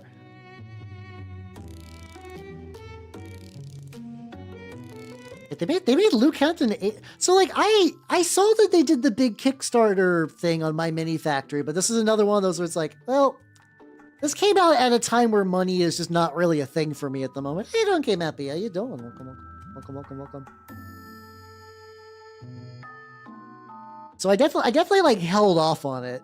I definitely held off on that Kickstarter. So I didn't really look at the bits super big. 8mm Luke Camp feels weird though. He was not like a particularly big. I guess he was a 60. Was he a 60 mil? I only really had the Syntherian box and maybe like one other guy. I did not get a whole lot. the because like Convergence basically just did not really sell where I was at, so I never really got to pick up a whole lot. Yeah. Oh yeah. To be fair, like everybody has like a million Carnivians, whatever. Like, I'm not surprised that there's like there's a huge surplus of those. I still would kind of like to get one of the Colossals one day, but it's kind of getting a Colossal is definitely lower on the list, you know.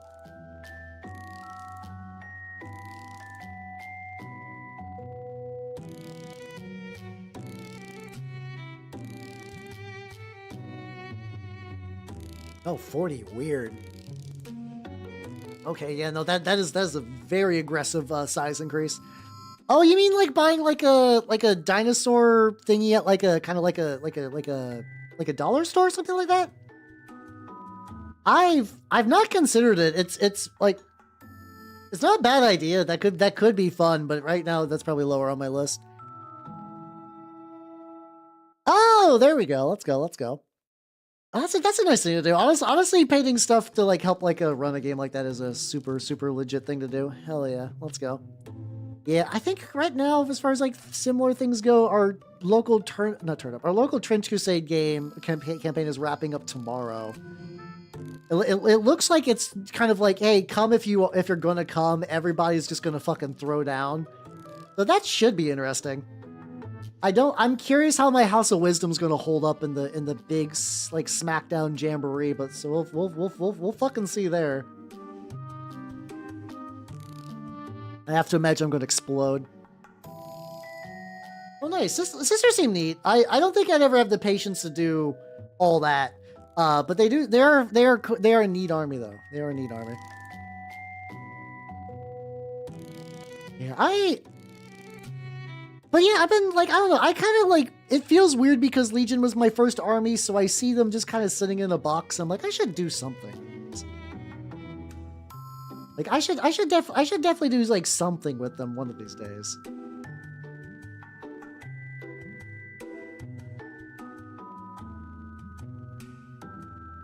Going over that a little bit. maybe get a little too aggressive. For context, I'm fucking around with trying some new blending stuff because this guy's got like a lot of skin. I figure this is probably like a good time to sort of test that out. Hitting up like some of these like darker primed brown areas and whatnot. So we'll see how this inevitably looks altogether.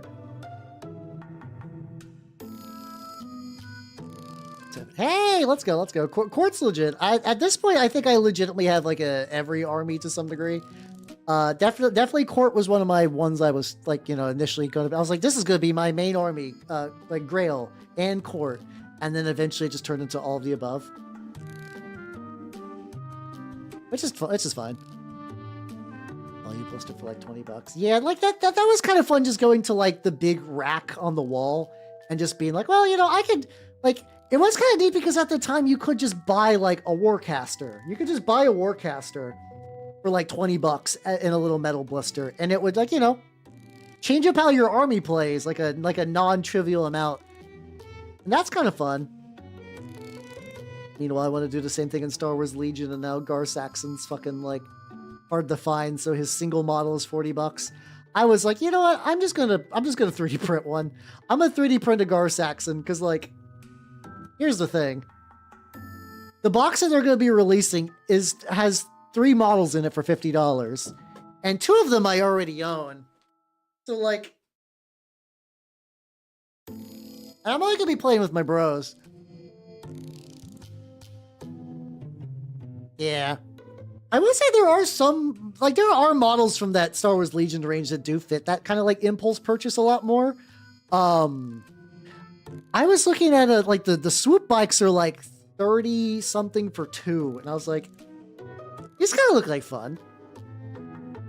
It would be kind of fun to swoop.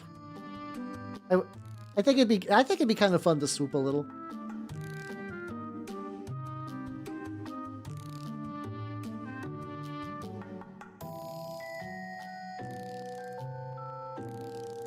Kind of keep doing this, I guess, where I just kind of keep bringing out a little highlighty area and then just kind of like wash it back down to not wash it, like just kind of like cover it back down to something a bit more reasonable.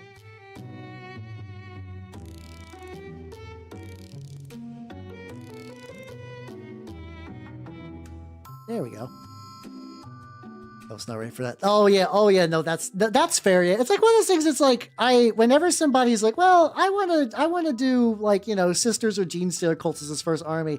I don't think I would ever stop someone because like there's not a bigger like legitimate like boner killer than like, oh, that thing you're invested in, it's gonna be hard. Get ready to eat shit. But like, it can be tricky though, because like, it's like, I don't want to throw anyone to the wolves. If that, like, I generally be like, yeah, no, this is going to be kind of a hard army, but like, it's not impossible. At the end of the day, mini painting was never like an impossible task. It might just take you a little bit to get on that journey, but it'll be fine, you know?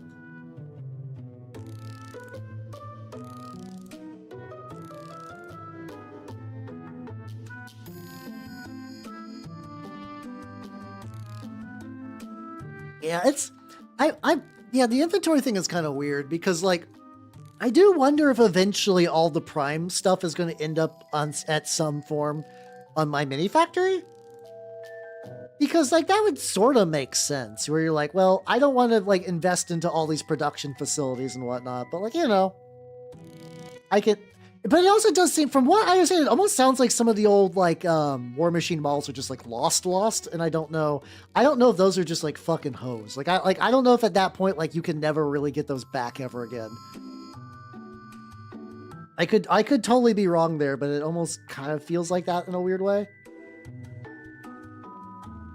And yeah, I'm. It's so weird because like.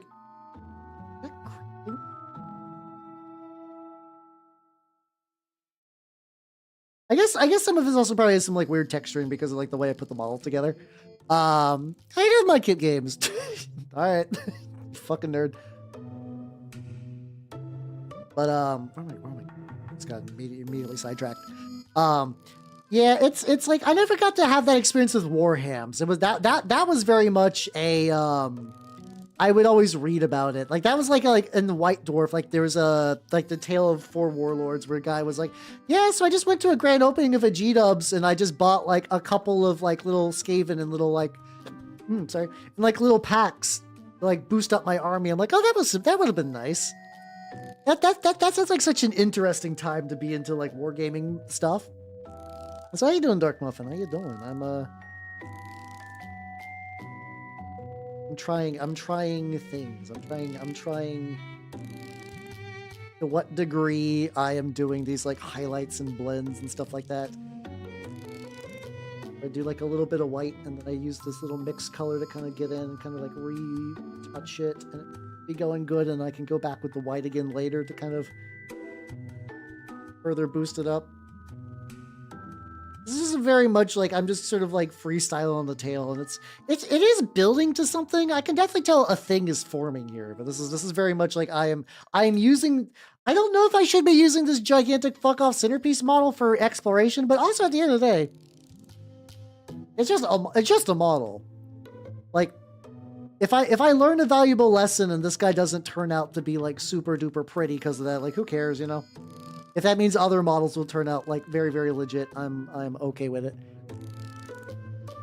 Yeah, so like I cut my teeth into mini gaming back in like 2011, but like I was playing War Machine. That was back when like my local scene would stop people who were interested in Warhammer, but not out of like a sense of like weird malice or anything, but because like Warhammer was kind of like 40K especially was in like a weird dark time where just like things were just kind of weird and shit and expensive and bad.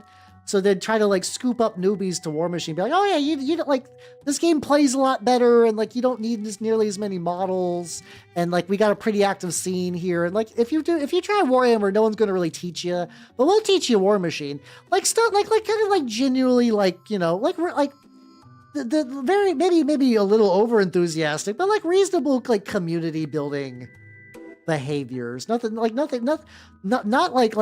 40K people, time for slurs. Like no one was like doing that, you know.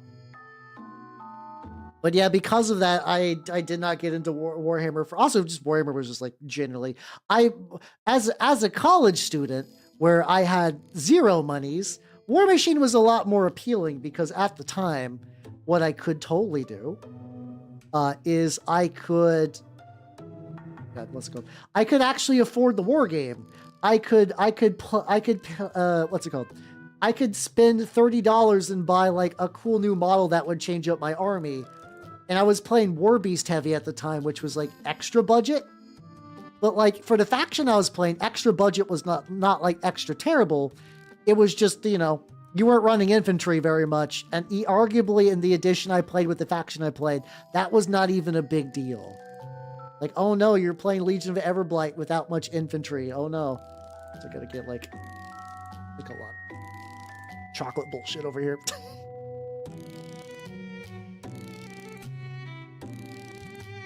Actually, like, it's been a while since I actively sponged. What if I could get a little sponge up in there? But yes, if you would like to be able to afford Warhammer, you should check out my wonderful sponsor, Collectible Squids. I'm so glad that Squids doesn't give a shit about like the terrible way I shield him in all my streams. Sponge. Oh, I put it over here. Why did I put it up? Put it in like a totally weird out of the way spot that doesn't make any sense.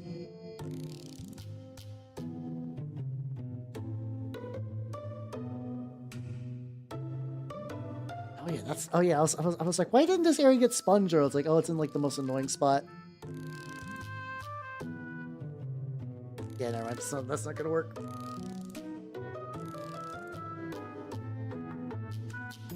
I guess I could use this one. Yeah, I'll just use a brush. I'll just kind of like roughly like base coat some of this with a brush. Yeah, there we go. Get like a little paint on there though. I'm using today's a lot of pro acryl paints, but especially dark brown green and the dark ivory are doing a lot of heavy lifting today. But yeah, I don't know. It's like it's been interesting because like I also have some like older issues of White Dwarf that's just very fun. Like I kind of wish that like I had the opportunity to be in like a Warham's thing during sort of like the peak years. But like a lot also like I don't know how anyone in America could have ever experienced 40K in the peak years unless they just happened to be like really lucky with where they were born. Like that was just kind of the thing where it's like, yeah, I guess if you lived in like one of like 3 towns that had like a Warhammer scene in like the 90s, I guess you just don't enjoy the like quote like effectively like the golden years according to like a lot of people.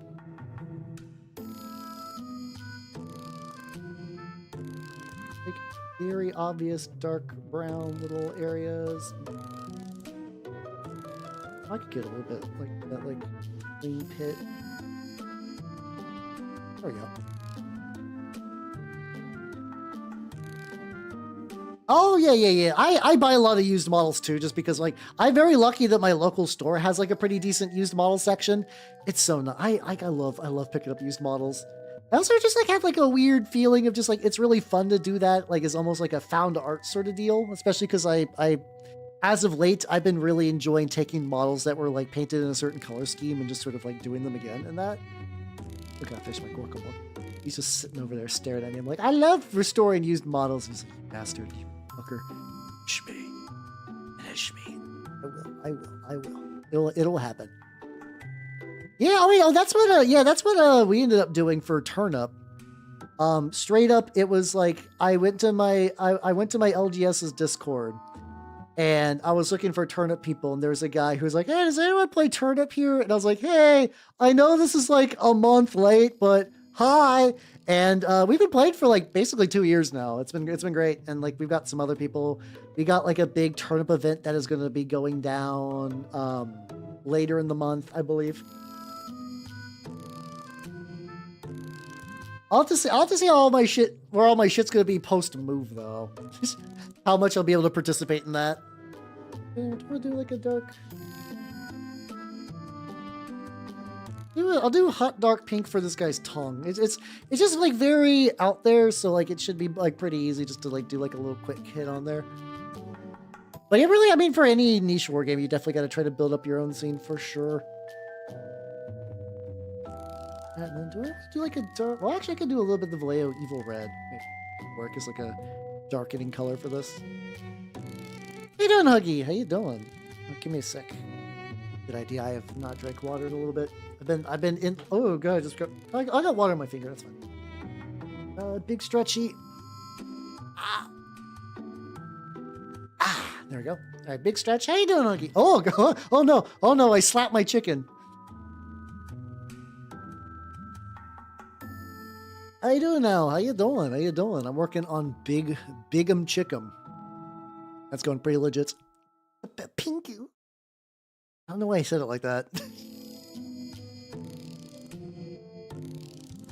Let's see. Like Lichter, I hardly know her. There we go. That's like, for some reason, I really liked those incredibly low effort, kind of like dumb, stupid pun things. Right. Yes, I'm slapping my bird on stream, you know, as I am wont to do. Everybody on the Twitter's like, why aren't VTubers more like Love and Deep Space? And you're like, you know what? I'll do it. Start slapping my rooster life on stream. What's the difference between a lazy lumberjack and amphibian? One acts a little, one will act a lot. Hey, let's go.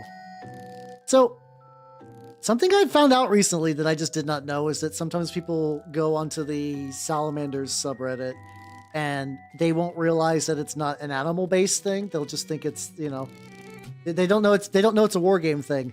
So they're like, hey, here's my little lad. I just got him into a tank, and everyone there gets real happy about it, which is very funny. There's been a lot of like very interesting. I don't know what happened on Twitter recently. I don't remember what happened on Twitter recently, but apparently like some restriction or some change to the algorithm was made. So there's been a lot of like cross posting from the Japanese side to the English side. That's also been fun for model stuff too. There's like I was already following a lot of Japanese mini painters because their scenes are very nice. They paint minis and then they do goofy bullshit, which is really, really fun. But let's continue to be good. How you doing, Lord of Bones? How you doing? How you doing? Yeah, there's this one. Did I actually save that post?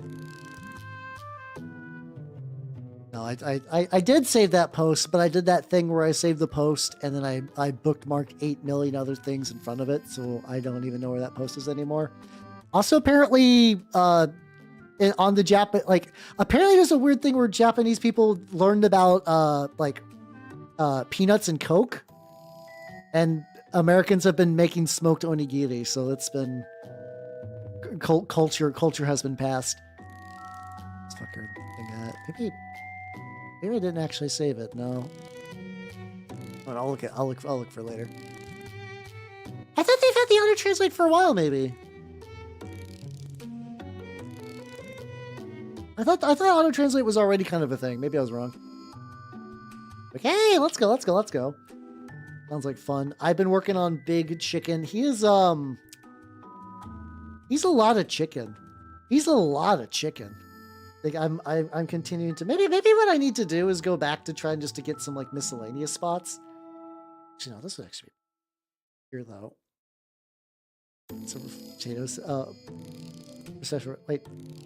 Wait. Okay, so I can understand the salamanders thing. What's the mix up point between potato salad and John Cena? I know that there's a couple of other things where that happens too. Yeah, the politics and stuff is dumb, but I go out of my way to kind of hide that so I don't have to worry about it. And that's been nice. That's been nice. There's been followed by like a mini like a guy who makes I forget, I don't know if it's like a super polished manga, but I know he does like every now and then I'll run into someone who writes manga and also does minis, and it's very, very fun. Oh, it's just automatically on. Gotcha. I see. I had to, because like for a while I was trying to like, I still technically am, but I remember I was trying to like actively sort of work my way like away from Twitter, just as like because I was wasting a lot of time on it. I think I'm doing a lot better now though. I did another one of those like, oh, is this thing like bad for my mental health or just like making me sad or just is just pointlessly wasting time? I've taken a lot of those like places and sites and stuff and just kind of like ducked out. That's been doing pretty good, you know. Always got to make sure to check that shit.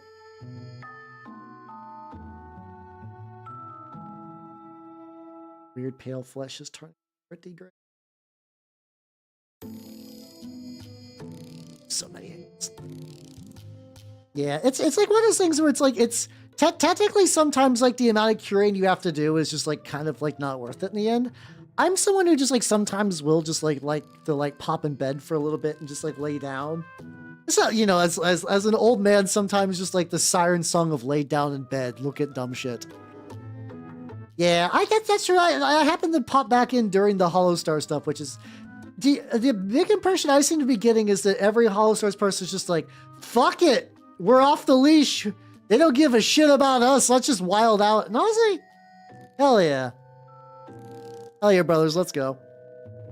No, I'm fully of the belief that unless you're for me, social media makes sense as both like a online VTuber lad, but also someone who wants to like share minis I've done. And even then that's more of like an Instagram thing than like a Twitter thing. I'm going to be real. Like, I think basically I'm like functionally shadow banned on Twitter. I don't get recommended to like anyone, including people who follow me, and that's fine. It'd be like that sometimes. Welcome back, Vtuber. Welcome. Spot you. Fine, I'll push it up a bit. Yeah, it's got to be in a weird spot to be put in for all of them. I do genuinely feel for all of them, and I'm glad that they're making the best of a bad situation, because, like, fuck.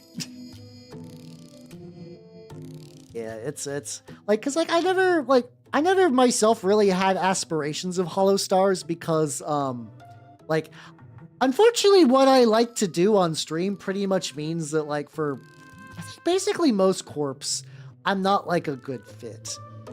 Like between like the freedoms I get to enjoy by doing this my way, and also just like the inherent like, oh, you paint minis on stream. Yeah, no, that's you know, maybe as like a treat every now and then, but not as like a regular thing. Like that would not necessarily ever really fly.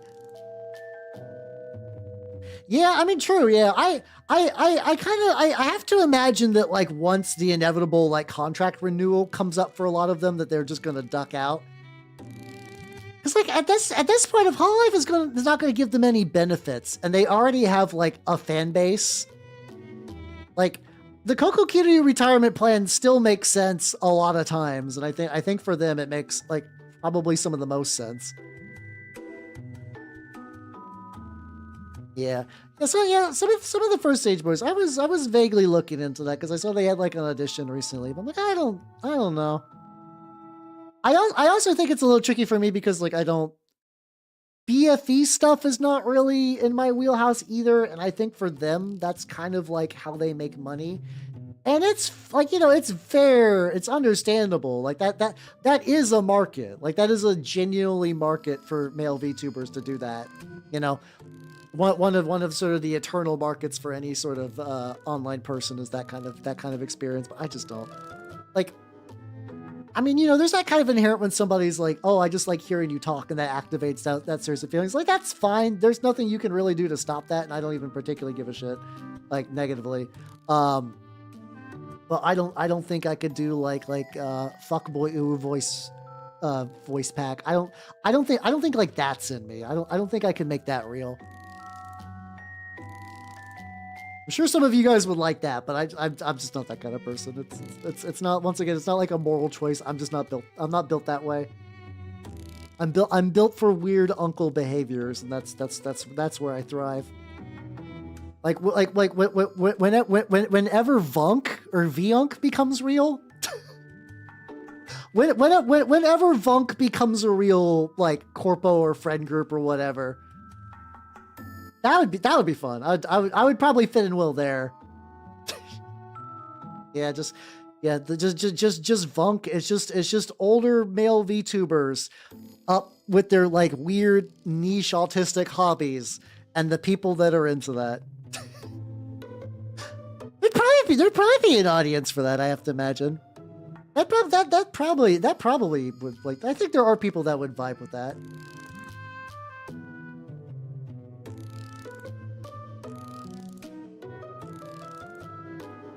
For the old man vibes, hell yeah.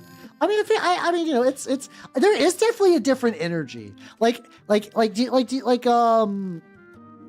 called? Like sometimes like I do pop into like other lad VTubers doing stuff, And unfortunately, a lot of the younger ones just kind of yell a lot. I'm never really like for me, I'm like, oh, this is too much.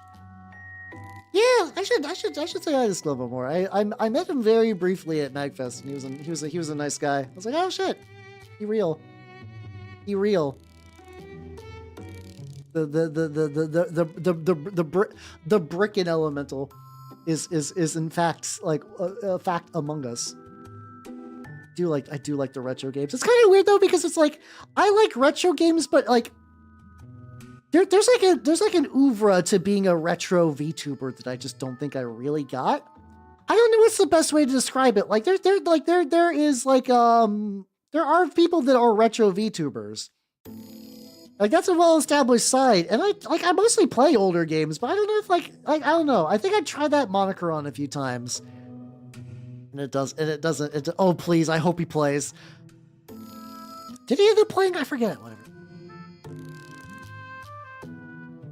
Oh yeah, no, yeah, the one, the spicy one. Yeah. I know what one you're talking about, motherfucker. I know that. I've seen that one many a time. Ironically, I think that the lady who made that comic is a VTuber now, or she's at least done collabs. I know she does stuff like that, like Just Spicy or whatever. I think she's done VTubing things in the past. I should. Yeah, let me paint. I need to paint some of this like. The fuck do I want this weird bag? I don't know what the fuck that is. It's like a weird. I guess I got this like really weird dark royal purple. That might be kind of fun for it. It's like a royal purple that's more like almost like bluish. He should. I'm not gonna lie. I keep thinking about Shut Up and Jam Gaiden, but like, so there the new game plus with the steampunk dialogue. I have both never done that, nor have I ever heard of anybody doing that. I'm not gonna lie. I think about it. I'm like, that's just stupid enough that like I would almost consider doing it all over again. just for that. I also didn't get all the library cards, but I need to figure out where those are because I'm blind as shit. Oh, this is okay. Like this is. I remember I did not like this like blue purple for my Death Guard guys. I feel like this little like weird shell thing. I think it's legit. Yeah, it would definitely need to be a while. Like, I just finished Up in Jam Gaiden, and even though it lives in my heart forever, I definitely need to wait a little bit. Though, there's also, like, it's not quite the same, but I also know, like, Don't Look Outside is made by the artist, I believe. Like, was that a Chef Boyardee thing? The artist? I forget. I know somebody. I know somebody definitely did. Someone from that, because you nerds mentioned it, and I was like, oh, shit. It's nice because like the Tales of Games people, you're like, oh, they're just like joking weirdos, and like it's like, oh yeah, no, they actually like they technically lived the dream. They made a very famous, well-regarded game. As far as I can tell, none of them ever got like serious blowback for it. Not that it was like that offensive.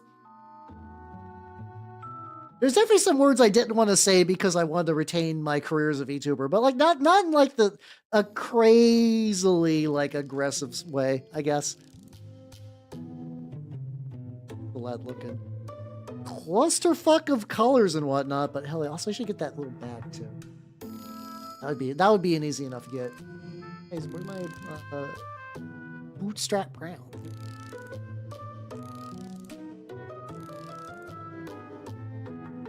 I'll just like, I feel like there's also another game. Oh no, we were talking about that earlier, that like Sword Assault on or whatever, the one that's really bad. I'm not gonna lie, I want to play it because everyone's like, this game is fucking garbage. I do kind of want to give it a try because everyone keeps saying it's garbage. Yeah, there's like it's. I guess it's kind of weird for me because like like that 2000s edge, doesn't bother me a whole lot, but then sometimes you'll take like a fucking like Zoomer or Gen A, like, oh my stars and garters, for like Newgrounds humor. And like, I understand that there were some things back there that's like really kind of bad. But like, I don't know, for most of it doesn't, I guess also too, cause it's I also generally have an easier time contextualizing things in different eras where I'm like, yeah, no, this thing was very much a product of its time. It was using humor of its time. And like, you know, it's pretty neat. It's neat. It's neat for things to do that.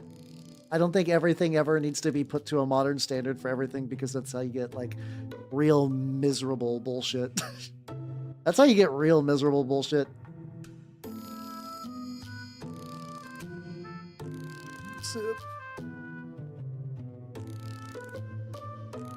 But at least for right now, the big video game coming up in my life is just more Half-Life 2, which has been... There's something just inherently funny to me, just like to continue, like, fuck, Half-Life 2 is really good. There was no, I fully did not believe I would be like contrarian, like, actually Half-Life 2 is the bad, and put on like, you know, like, dude, that guy who's like, Half-Life 2, flawed masterpiece, and it's called like, it's like a 3-hour video of his like, this ladder doesn't work, this game's shit. Like, I don't think I would ever read that. But there was always kind of like, no, people gotta be exaggerating when they talk about Half-Life 2 being really cool. And I'm just like, oh no, they weren't actually. No, it's actually really cool. Like that for me, that's been like, Half-Life 1 was kind of that. Half-Life 2 has really been that, where I'm like, oh yeah, no, this critically acclaimed game is fun. Wow, yeah, surprising, absolute fucking shocker. I'm excited for that on Thursday. I still gotta figure out what they take on Sunday. Maybe the Black King. Also, like, I also need to figure out.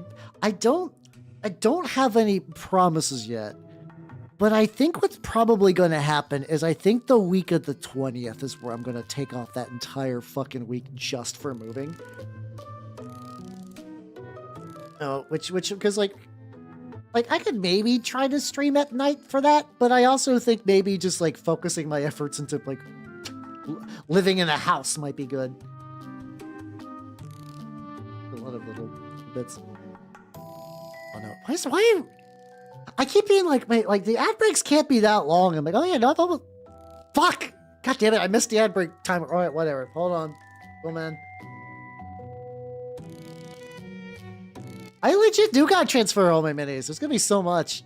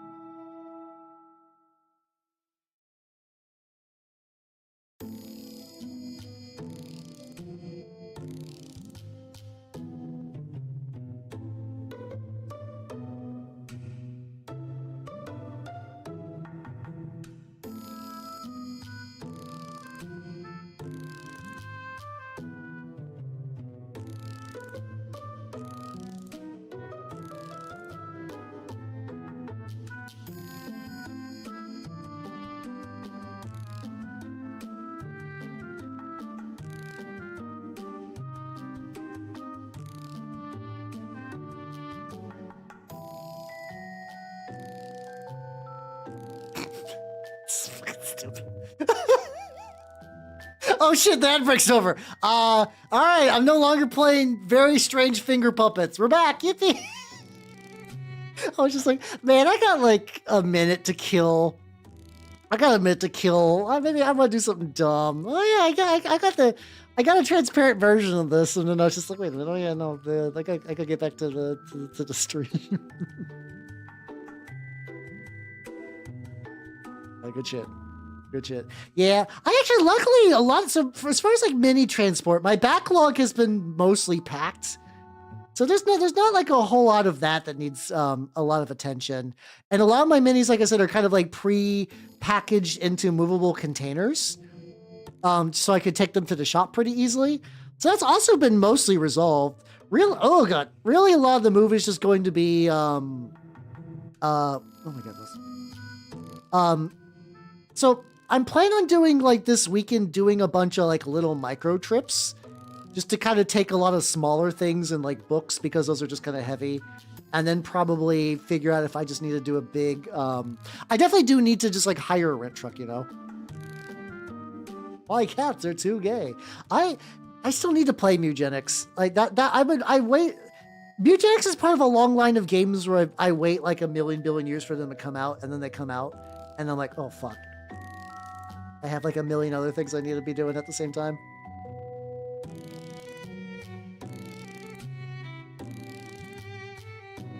Let's move this. It's also, oh yeah, this guy's a couple little extra lumps. So far, this highlighting method still continues to mostly work. 7 sets and they have the nerve to be homosexual.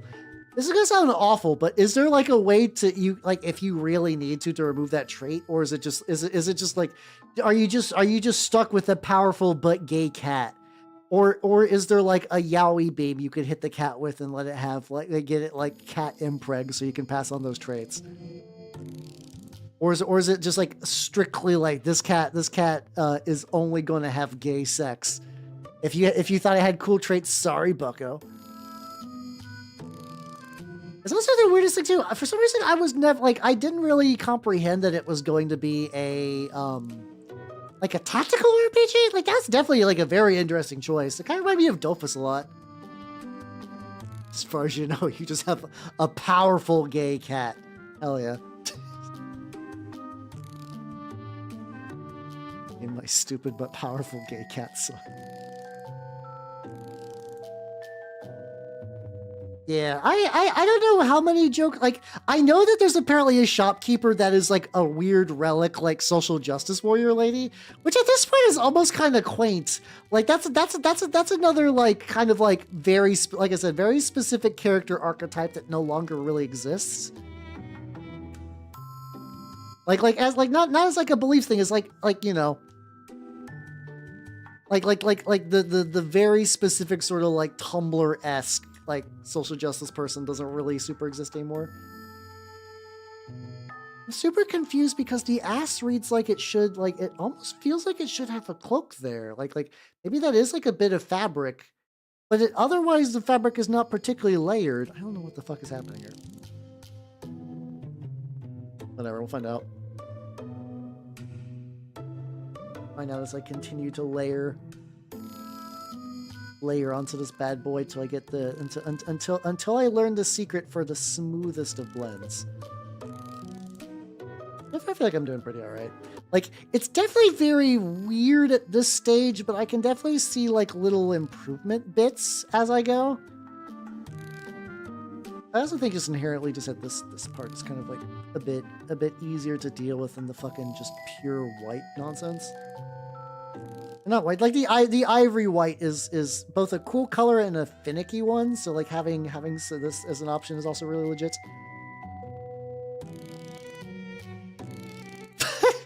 Does vegan actually do like do you feed your cats, or is it like certain potions aren't vegan? I very briefly watched a friend of mine was like, "Hey Hal, I'm playing Mugenics," and I mostly just watched. Like I didn't like I inherently have strategy brains that are like, all right, so what you thinking about like what I'm doing? I'm like, well, based on like my zero knowledge of this game, this trait seems pretty good. This trait seems pretty bad. This character kind of inherently would be better with this class. I was also once again not expecting like a fucking class system too. Oh, Mugenics, you very wild game. Ah, you can't have meat pickups. That makes sense. Okay, so it's like a legitimate drawback then.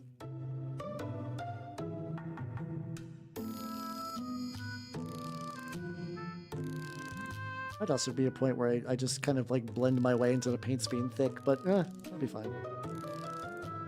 I think for the most part I'm doing these like relatively thin anyway, so I'm not like super worried about that.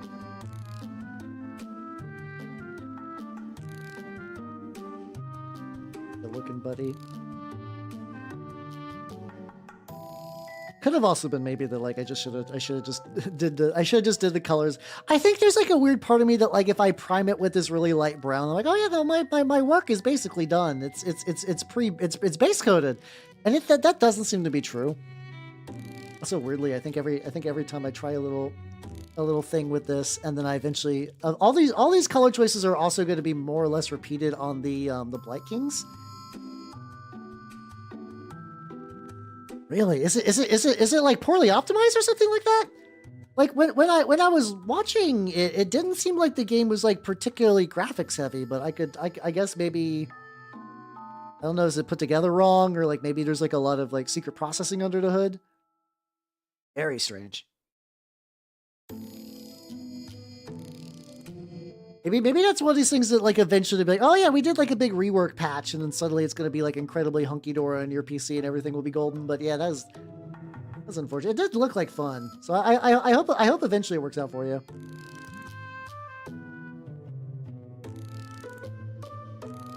There we go. Also, I just had the weirdest tangent thought that has nothing to do with anything we said. If any of you guys are interested in 40K audiobooks, I did find out that apparently Audible's doing a big sale on those. I picked up a couple. I forget exactly which ones I picked. Oh no, I picked up Big Daka. I definitely picked up Big Daka. I picked up Aurelian because I just never read Lorgar's actual Primarch book. I don't think I need to. Like, I mean, I don't think it was like a thing that like as a word bearer's guy I'm like really missing out on. I don't think the Primarch books are particularly great. Oh, at least you got a refund. That's not so. Yeah, no, Slay the Spire. I'm slightly cooling off on Slay the Spire for right now, and that's just mostly because I got I got the timeline finished, and like I could Ascension grind, and I probably still will to some degree, but part of my brain feels like, ah, yes, you did all of the early accessy parts of the early access game. Now just wait for it to be done. Yippee! You did it, champ. And I'm like, okay. I'm getting the good chemicals that way. God, so many. I don't know if this is good. It's so tricky because in my brain I'm like, this might also be another one that might be good to hit up a little bit off stream, but I'm also like, by the way my brain works, if I try to work on this guy off stream, he's not gonna get done for like 3 months. So we'll find out. We'll find out how I handle that for sure. Thing from the start. Oh, that would be fun to have a little garlic dude on there. I was working on some. I was working on my little. Oh yeah. I think I showed them off a little bit. My little tardigrade runners. Ugh. I'm doing a thing where I got some bandit guys who ride little tardigrades where their heads are cut off and replaced with garlics. There we go. There's like I said, there's like a little bit of gap in there. I want to do some like fabric bullshit. I haven't used cheesecloth. I'm upset. I had like a strip of cheesecloth. I had a strip of cheesecloth that I was using for like all my scrolls and whatnot. And I don't know where it is anymore. I don't know where my cheesecloth went. Like I had the raw cheesecloth. I could like I could effectively just like let it sit again in some PVA glue to kind of like make a new batch. And I might end up doing that. I'm like, oh, I already had a bunch of this. Where did it go? I'm like, that's really scratchy. What the fuck? Like, I don't think I would have. What's it called? I don't think I would have packed my cheesecloth, but maybe I did. Genuinely, I don't know. I'm in such a weird flux where it's like I think I've only packed away things that I would not possibly need for a long time, but the more and more it seems that like, oh, we don't know. No, indeed, I did. That little stupid trinket, that little stupid bauble that I'm like, oh, I won't need that. Clearly, that bauble is now the most important thing, and I need to recover it. I need to recover it. I'm sure it'll be fine.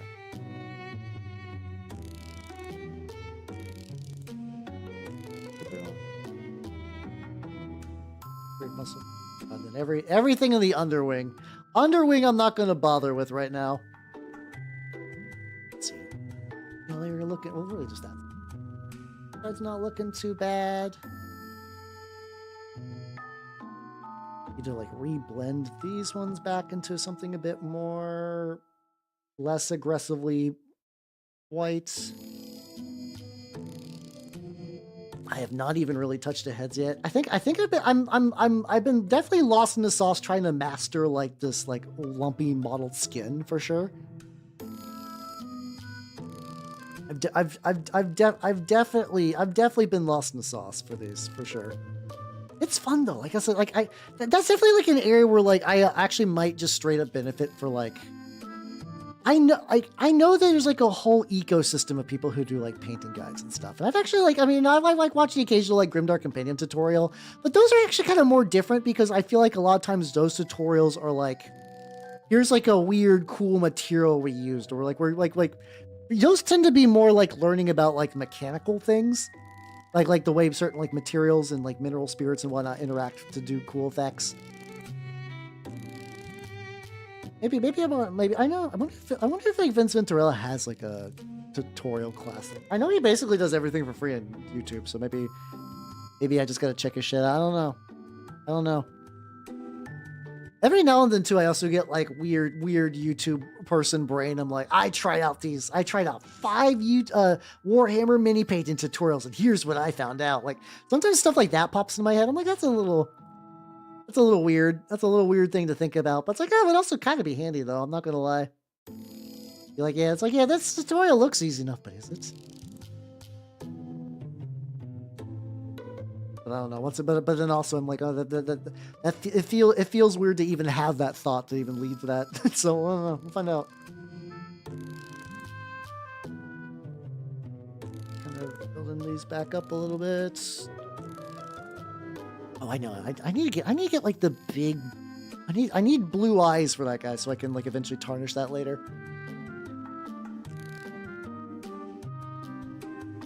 What else I pick up besides Big Doc? I know is like the real good orc book from Mike Brooks, not the other one that I was not super jazzed about. I feel like there's like 1 or 2 other ones. What the fuck? Look up. I feel like there's like a series. Oh yeah, I got the first the Black Legion. Apparently it's supposed to be a trilogy, but it only ended up being 2 books. It's about like Abaddon like getting the like. I do kind of enjoy this like very light theme that's common in like a decent amount of like chaos stuff where it's like we're doing it, we're getting the gang back together. Horus Heresy, kind of, you know, it fucked up. Everything got fucked up, but like, man, we had something there. We should bring it back.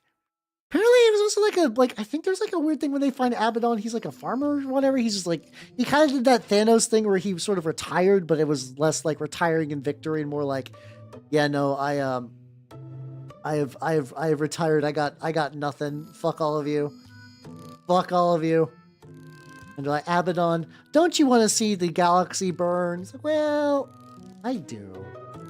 Guys, I do want to see the galaxy burn. Yippee. And getting the Black Legion together and whatnot. Might also be fun to see if there's any like because I know there's not really like a lot of like Sons of Horus war bands kicking around because you know, Horus died. And I am still wanting to do the homebrew for mine where I had some Sons of Horus dudes come out of a warp storm into modern 40k and be like, I kind of want to do a thing where it was like they were like the seeds of corruption were there. Like they were post Sons of Horus. They weren't Lunar Wolves. They were Sons of Horus. They still had like the Warrior Lodge culture going on, and like little bits of that. But they did not really know about the whole like chaos thing. Like that. I think like maybe the optimal time for that would be like they were heading to Davin because of the whole like Davin uprising again. They were like, okay, well, we're going to join the War Master in Davin. We're going to do that. We're going to make that happen. They get sucked in, hop out, like, you know, 10,000 years later in the grimdark future of 40k. Like, get really confused when they get attacked by some, like, Chaos Space Marines or whatever. Eventually hook up with some Mechanicus people. The Mechanicus people explain everything, and they're like, oh, shit. And kind of go from there. Why is it so... Okay. Apparently, I need to shake the fuck out of my oxide, or else it's just really, really, really rippy. Oh, there we go. Yeah, I just did not shake enough. So this is like... I think the G-Dub's oxide, I think, is like actively now the last remaining like Games Workshop paint that I use purposefully. Like I still have some Steel Legion drab, but every time I use that, that's more of like a, well, I already have a bottle of it and it's here and it's like the generally right shade of like a kind of like a, you know, drab that I need. But if one day I ended up ever getting like one of those like army painter kits that comes with like a drab equivalent color, like I don't think I would ever use it again. But yeah, I don't know if anyone's got like appropriate like oxide color like this. I mean, I could probably just take one of the oxide-ish looking paints and just kind of like run it through some like kind of like medium. Also kind of surprised. I keep wanting to try out like non-Games Workshop acrylic washes, but every time I go to like my store, they're all sold out. Like straight up all the army painter like dark tone and like brown tone. Pro Acryl's got some technical washes and those are all sold out. What the fuck is happening here? Like I didn't think non-G-dubs washes were like that valued, but like maybe I don't know. Maybe it's also one of those things where they don't keep like a crazy huge stock of them because they're not like super duper used a lot. So when they sell out, they just kind of like linger unsold. That would probably be my guess, actually. That would make sense. I do. So like the only thing I know about like the strong tone washes from Army Painter is that there used to be like a bucket. You would get like a strong tone bucket and you would just dip those fuckers and you would like, it was like the dip. I don't know if that's still a thing people ever really do. I know that was like really peak, how you doing, Peach EXE? Yeah, I went to like my local, LGS and they just did not have any. That's how you doing, Battlerek? How you doing? How you doing? I do like my enamel washes, but I was like, you know, maybe it might be fun just to get like, a drip, like what's it called? A little dropper bottle of some of the other company's stuff just to kind of like fuck around with a little bit. I also know some people apparently who swear by using rattling grime as a kind of like wash sort of dealio. I think I have some of that. But yeah, that used to be the thing where people would just like, they'd take the bucket, they would like dip like a skeleton in there. And they'd be like, oh, the skeleton is perfect and beautiful in every way. I don't think that ever looked good on anything that wasn't like an undead, but I could be wrong. It always kind of seemed like one of those things where it's like, oh yeah, no, this is a bit much. Yeah. Yeah, I think like even before speed paints, I think people were like, I think the dip just kind of fucks your malls up, my guy. To a decent amount of people. And then yeah, I think speed paints just kind of entirely ate its lunch. Apparently people are still buying the strong tone though, just in like the reasonable sized little dropper bottles. So I don't know, maybe one of these days I gotta see if I can score me some and see if it's still kicking around pretty good. That's a Peach. If you do not know me, I'm Halbernut the Mimic Elf, miniature painting VTuber of the Nurgle and Skaven variety. Today I am a little bit of blue on there. I'm currently working on the chicken, also known as the Colossal Screech Wyrm for Turnip28.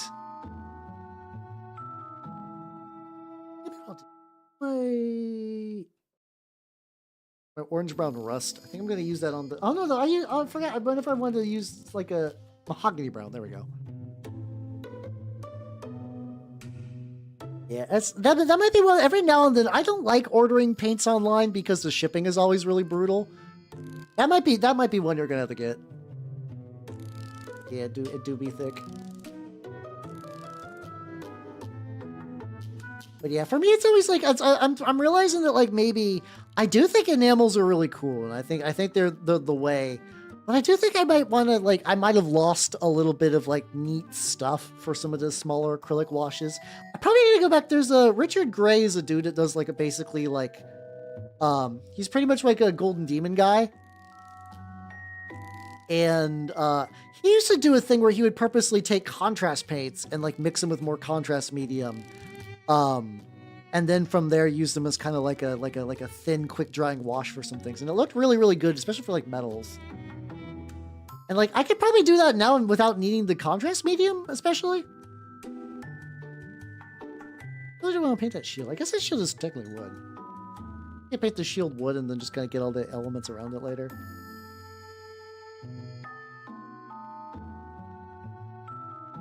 There we go. Yeah, that's always the thing. It's like that's why like if I'm ordering anything from you oh yeah, I mean you have how you doing, girl? You absolutely can thin it.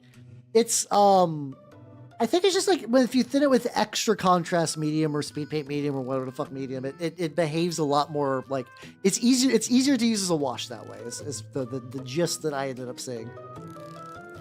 You get that like little knapsack thing. What are you doing?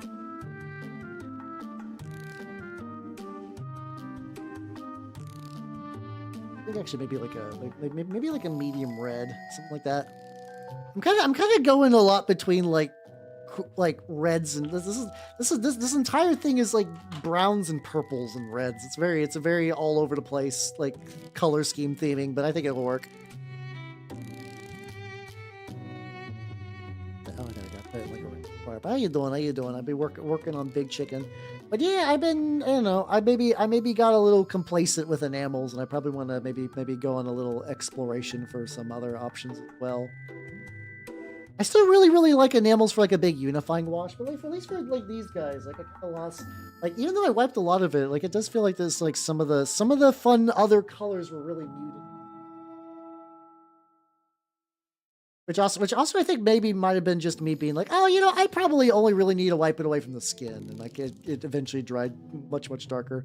I think I never fully realized just like how deep an enamel wash will dry in like just like pure dark tones. I'm just like, it won't be that dark, How you doing, CEO? Yeah, no, it's my beautiful ugly chicken. I love him. He's hideous.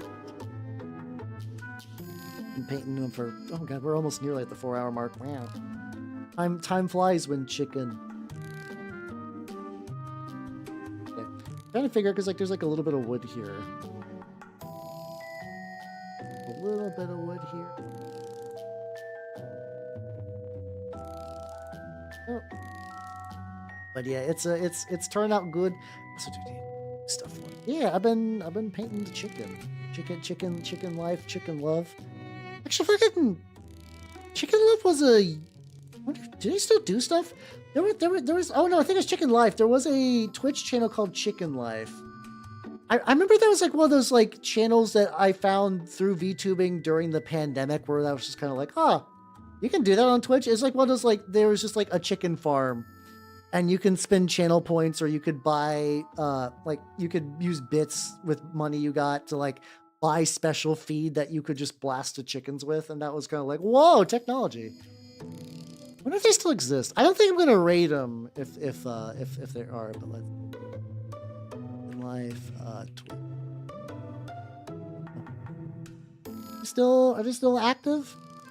Yeah, no, they're still doing shit. Okay, the feeder is offline, but there's just a bunch of chickens who are currently sleeping. Honestly, good for them. I'm glad they were still equally active. It's also weird though because they have like, that's how you doing, Horror Loving. Moist. They have comparative viewership to what I'm doing right now, and like on one hand, I'm having fun. I'm doing a lot of stuff. On the other hand, sleeping chickens are getting some more attention. I'm like, fuck, I gotta step it up if a napping chicken can like beat the fuck out of me. How you doing? How you doing, Horror Loving? How you doing? I'm painting my big hideous chicken.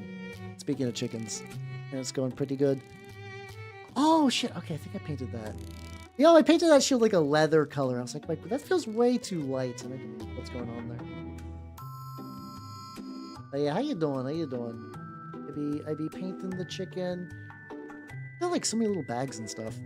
I guess that makes sense. This is effectively like a mobile. This is effectively like a tank. I know Turnip has tanks, but those are like semi, not cannon, kind of, sort of. And like, I haven't done that with like any of my rhinos or whatever, but every now and then I'll see like really cool things where someone will take like a rhino and they'll put like a bunch of like little like boxes and little bags and ropes and stuff. I'm like, that seems cool. I do have like, who got that shitty rhino? I think I could, let me grab that shitty rhino. To me.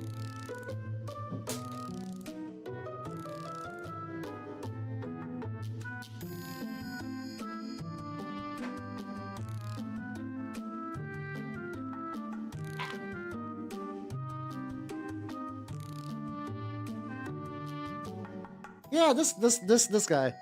I bought this guy used ages ago for like basically nothing. And I was like, well, I don't have a good replacement for like these little tracks. Well, so I was like, maybe I'll make this like a Death Guard Rhino, but nah. I have enough Death Guard Rhinos, so this guy's gonna be like my weird Sons of Horus. I don't know if I'd call him a successor chapter, because on one hand, I do want to be able to use Sons of Horus iconography with them. But I kind of also like the idea of experimenting with like tweaking that a little bit. Like I kind of like the idea of like if you put like a Sons of Horus army on like a different planet and let them kind of diverge. Like what would they look like, you know? Especially because that's actually something that's really, really neat about the Spears of the Emperor book that I'm reading, where the Spears of the Emperor, they're like really kind of like, everyone's like, these guys are fucking barbarians. They live in tribes. Like the main character who's like a mentor is like, I don't know why you guys are doing this. This is unbefitting of Astartes. And you kind of get to learn about them, and they're like, oh yeah, back in the day, this was like an ultramarine, like basically like a colony, like you know, they colonized this planet for like their purposes and stuff for the new chapter, but also they tried really, really hard to be like, okay, you're gonna accept our culture now, our cool ultramarine culture, and it didn't really stick. Like they're like, yeah, there's all these like buildings and like old ruins. Like you could tell that something was like tried to be done here, and it just didn't really take. Supposed to be wood. I thought it was originally going to be metal, but I think I can do that. So it's like, so that's been neat. I've actually been really enjoying this book. It's also the way the mentors work is really interesting. Cause like, I've never really seen it. Like, this is like more, they actually kind of operate a bit more sci-fi than a standard chapter. Like the chapter Surf, who is sort of the main character. She's hooked up with, she's really augmented out, but like in like a cyberpunk way, where it's like she's got like a metal arm and a replacement eye and some other stuff. But it's not like she's like a big, like clunky, like tech priest looking motherfucker. But during a lot of missions, her thing is like she's got like a neural uplink to her master, because like, you know, she's also like a slave. To the Space Marine who's her master, and also like the other helots that she's working with. And sometimes during the missions, like the main Space Marine guy will use her for like the man in the chair kind of deal, like in a movie, of like scout the area, see what they got, like what these enemies got packing. Can you like ask him to like hack stuff? It's really neat because I've never really seen a Space Marine kind of behave like that, where there's kind of like a team behind the Marine doing shit. Which also in Imperial fashion, like this is definitely one of those books where maybe it's because it's written by Aaron Dembski Bowden. It's not really doing the Imperium or the squeaky cool good guys. There is definitely like a planetary rebellion where like there's a rebellion on this planet, and then the rebellion leaders are like, hey, like once the Space Marines are like, hey, listen, Marines, come over here. We just want to talk. We just want to talk. And this isn't actually like a trap or anything. They were more like, listen, you're the Emperor's angels, right? We were starving. Like, we were actively starving, so we rebelled to try to get food. And you know, you're a Space Marine. You're an angel of the Emperor. You probably understand. You gotta understand that the planetary government was fucked. And straight up, like, the Marine is like, what you have done is you've destroyed any chance of this planet ever recovering by starting a war. I'm gonna kill you all now. Bye. And indeed he does. You're like, damn, son. It's been he's the main Marine guy is very cold. He's cold. It's fucks me up a little because his name's Amadeus. Like, it's not, Amadeus is not like the weirdest name ever. But also for some reason my brain does not associate like it's I don't know. There's like a weird inherent clash between like a chapter. I guess Amadeus could be like a Greek name, but like it's like the chapter is another one of those like from the infinite barrel of this is very much like a Greek chapter thing. But Sure, but it's overall he's been cool. It's been a neat book. It's been neat seeing. It's also kind of interesting because it's written memoir style. Solari Marine. Oh, like composer guide. I see what you're doing there. Not yet. No. Mostly they're describing that like all the kind of local tribes. It's also kind of fun too because on the planet, all the people on the planet. This is like very minor spoilers, but not really. Where it's like everybody on the planet doesn't like Space Marines, and like the main lady's like, that's weird. Every other planet, everybody loves Space Marines. And it's because on this planet, to them, Space Marines show up and steal their kids and fuck off, and they're like, oh. Like they think that the Space Marines especially because they don't take off their helmets, are functionally like weird ghost spirit things. So they're like spitting on the Marines' feet and like throwing salt at them because they're like don't take my son, Space Marine. Yeah, which I think is a nice touch. Also, hey, I am Blackhawk. Welcome everybody. Welcome. If you do not know me, I'm Halbernaut the Mimic Elf, Miniature Painting VTuber of the Nurgle's Game Variety. How you doing, Tiny Gremlin Art and Sodo Mojo, and then of course that kid Josh. And I'm Blackhawk. What were you chatting about, yo? What were you chatting about? And also, I am Blackhawk. Thank you for the follow and welcome to the workshop. Yay! Do you guys like mimics? Huh? Yeah. Oh yeah, how you doing, everybody? I am currently not painting anything of the Nurgle's Game Variety. This is a big fuck off chicken for Turnip28. You're working on your Jeep. Were you doing like an actual like car repair stream? For some reason that never crossed my mind that could be a thing. I don't know why. Chickens are very rad. I have a very minor grudge against chickens for like ages ago when I used to play hide and seek with them. They would peck behind my knees and they'd give away my hiding spot. But I've mostly forgiven chickens since then. And in fact, I'm painting one. Oh, that's cool. Hell yeah, let's go. Yeah, I'm very deep on the mini painting sauce. That is basically what I do all the way. This guy started off not being painted today, and it's been going like I've been going for roughly about 4 hours ish. I'm gonna be wrapping it before too terribly long, unfortunately, but you know it'd be like that. But overall, it's been pretty good. I got like kind of like the main colors. I've been working on some like blending stuff. This blending a little messy at this stage, but that's fine. Like a big weird fat pouch, as one does.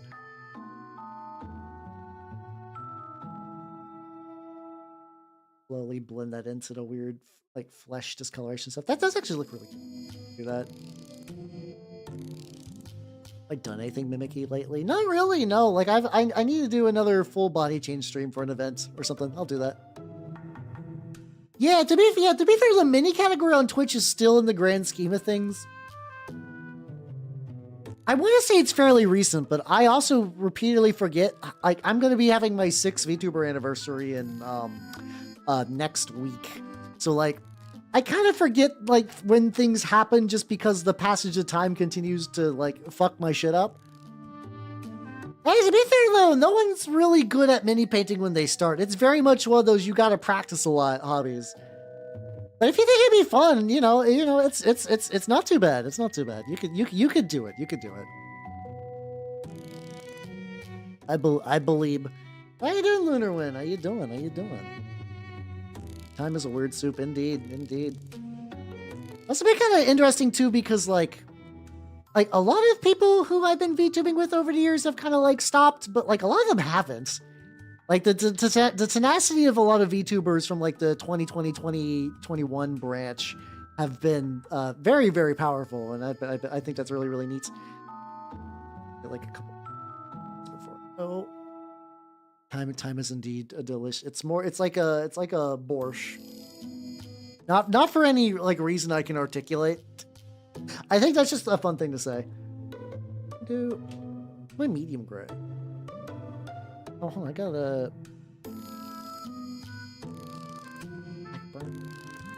so many colors. Like a million billion paints that I don't know where any of them are at. dark neutral gray. There we go. I'll give that a go for his little like feathers around the neck.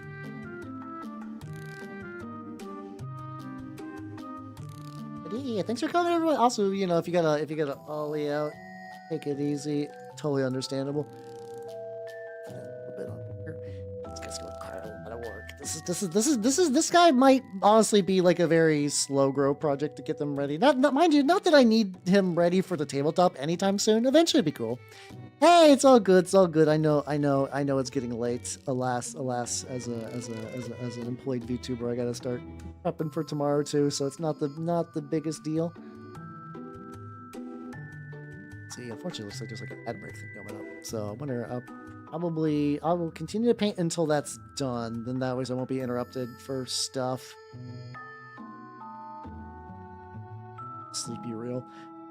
Actually, it's like unfortunately I actually keep falling. My sleep has started to get a little better, but I've definitely backslid into not sleeping as good as I could. It's something that like it's like I've lived my entire life as like a weird night owl, and this like I need to realize at some point that's not sustainable. Arguably, it never was sustainable nor good, but it's just how my rhythms work. Alas, the rhythms they crave me to sleep like a fucking idiot. So lately I rediscovered the half A press Mario guy, and I've been using that to fall asleep to. And let me tell you, the 4-hour video on invisible walls, if you need just to like, you know, I think in general, like watching things that are really info dense helps me sleep. So that's been really handy, where it's like, oh, there's so many ways that a Super Mario 64 floor can fuck up to generate an invisible wall.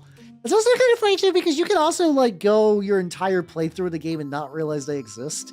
It's just very funny because most of the time it seems like speedrunners who are doing weird bullshit jumps are the ones who find them.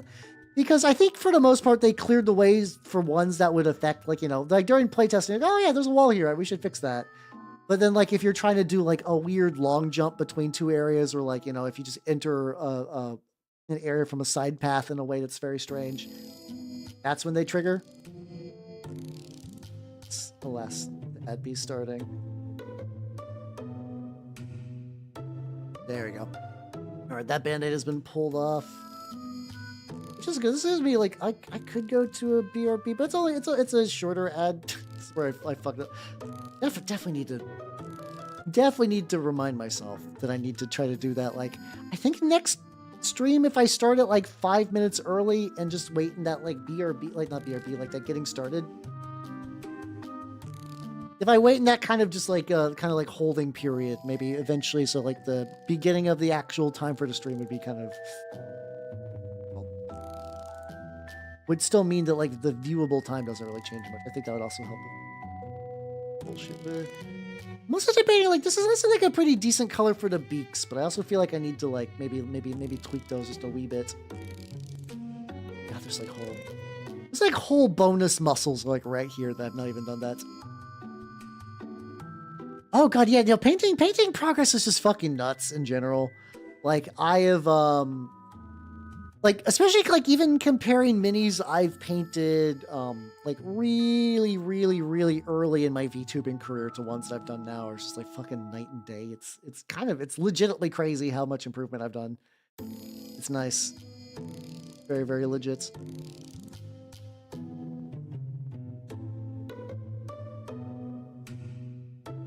All right. That is going to be drying, and with that, unfortunately, I think it is time to wrap up, because it is the magical 4-hour mark. Let's go to the chatting screen. Wow. All right, thank you, nerds, for coming. I had a lot of fun. Schedule-wise, for some reason I thought it was Thursday, and I don't know why. Tomorrow, on Sunday. Fuck, no, also the wrong way. You know, there's only so many days in the week. I'll eventually get it right. On Thursday, I will be playing more Half-Life 2, which I'm pretty excited about. And then on Sunday, I will be painting maybe the Blight Kings. These are kind of similar to the Blight Kings, though, so I might also just mix it up. I might also just mix it up with something totally different, so we'll find out, y'all. We'll find out. But yeah, with that, I had a lot of fun. I'm going to cut you nerds loose on the YouTube side. So bye, YouTube people. Bye-bye.